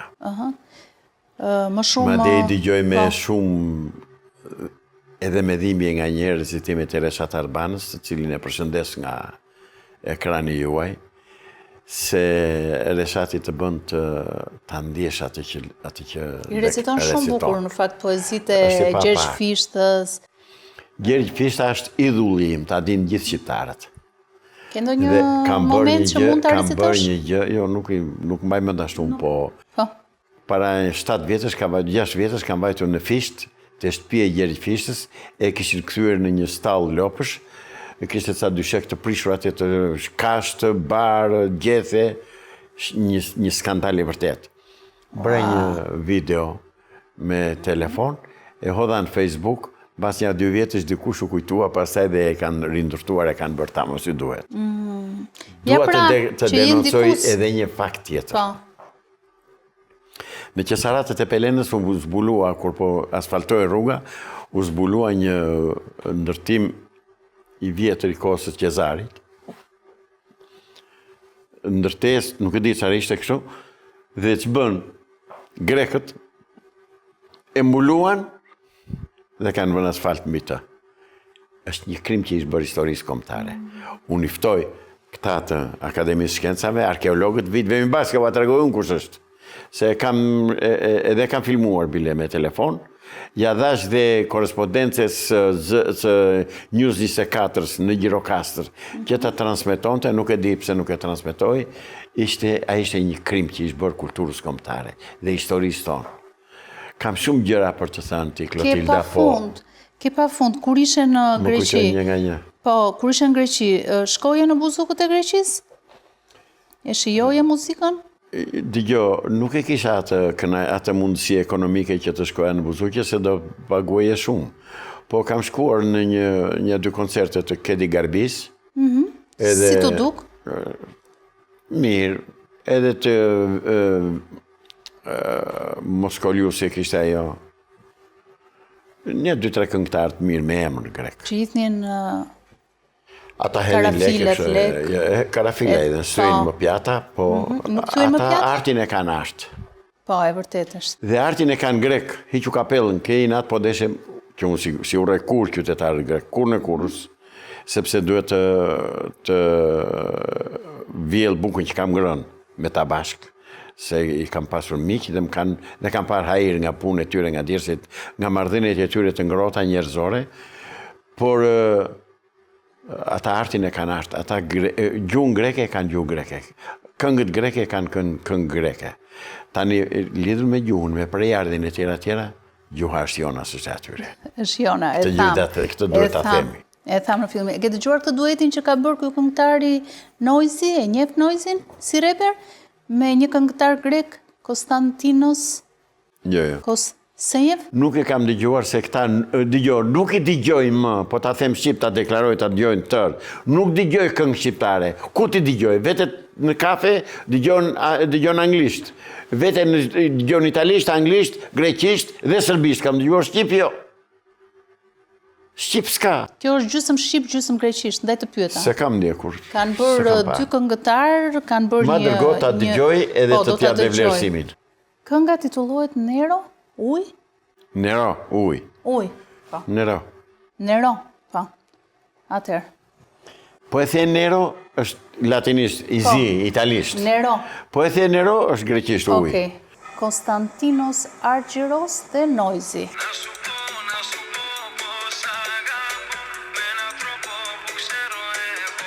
Atëherë ishin të dy. Të shofi, të të takoj, që të them sa të dua. Këtë greku, këngëtari grek. Greqisht. Shiko, që është një bashkëpunim dhe një duet i mirë, kjo duhet thënë, sepse dhe melodia është shumë e bukur. Shumë e bukur, është më shumë greke. Është këngë greke më shumë. Unë jam pasionant për muzikën.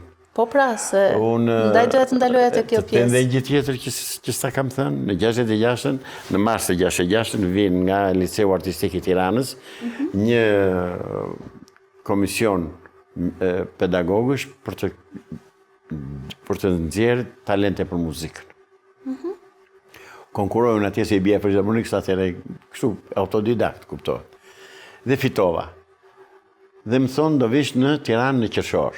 Vinë Qershor, kam qenë këtu atëre kur erdhi Çuen Laj që ka folur nga balkoni i Komitetit Ekzekutiv Tiranës, ju s'kishit lindur atëre asnjëri. Dhe konkurova në lice dhe fitova dhe këtu. Dhe më thanë, tani në datën 15 shtator do vish të vazhdosh shkollën në liceun artistik. Në datën 11 shtator, partia e punës më çojnë Golan. Ua. Ta preu ëndrën, ë? Por në fakt ne sot ma ndryshoi jetën. Ta ndryshoi jetën komplet, se mund të ishe një muzikant, një kompozitor i këngëve të festivalit, ë? Do bëje këngë për Parashevisi Makun. Ka këngë, ja, shiko, kemi kaluar, kemi jetuar dhe kemi dëgjuar, kemi kënduar këngë të shkëlqyera, këngën Ne jemi tre. Unë kompozitori dhe poeti bëhemi tre. Do këngëtari, kompozitori dhe poeti. Ose këngët e Vaçizelës që janë të pa përsëritshme. Ajo është, për mua Vaçizela është këngëtarja më e mirë që kam dëgjuar deri sot në botë. Në botë? Në botë. Po. Nuk është gjë Edith Piaf, francezja, që ta krahasosh me Vaçën. E pa mundur. Nuk ndodh. Vokaliteti i Vaçës dhe melodia e Vaçës dhe shpirti me të cilin këndonte Vaçja nuk përsëriten më. Kemi këngëtarë të mirë, ka dalë Parashevisi Maku, apo të tjerë, vajza dhe djemë që kanë kënduar bukur, po Vaçës na vjen më. E vërtet. Tani sot do bëjmë një performancë? Se ti jo vetëm më fizharmonikës, po ti bje dhe bje... Culës labe, s'kisha që bëja dhe e bleva në Gjirokastër një paracakosh. Dhe e kemi këtu sot. Ja ka marrë me vete, po. Ja ku është. Po më detyrove ti ta marrë, se su ta miri.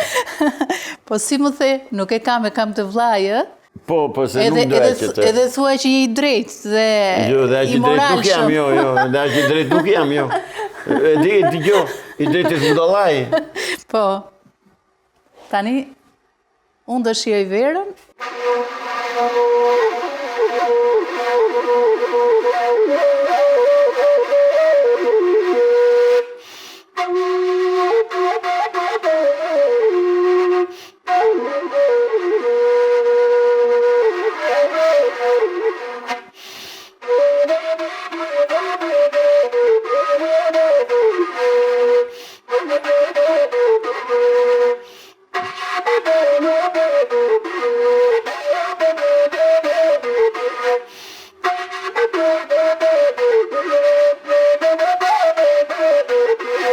Hajde, bol tani. Ua, gëzuar. Se dhe baritore bëra, dhe muzikë të letë bëra çdo më tani.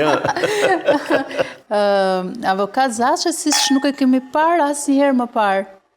Faleminderit. Kjo ishte një improvizim? Po. I zonës, i një muzike... Që të më vinë më në bëja atje, mos kujto të që i kam të regjistruara. Këte ke bler vetë këtë vegël muzikore? E bleva në Gjirokastër. Edhe sa kushtoj? Ku di unë 5.000 lekë më duket. 5.000 lekë. 5.000 lekë. Gëzuar. Gëzuar. O kënaqur. Ishte kënaqësi që unë njohëm nga afër.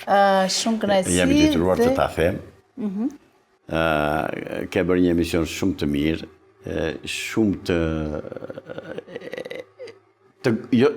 të goditur, po e ke bërë të ngrohtë. Të ngrohtë.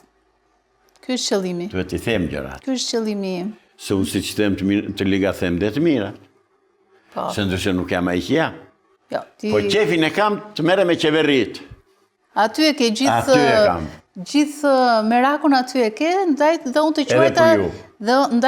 të quajta Sokrati, që sot bëre apologjin tënde. Gëzuar dhe mirë se ishe në Close Friends. Miru ta kofshim në podcastet të tjera. Ratë të tjera, pa tjetër.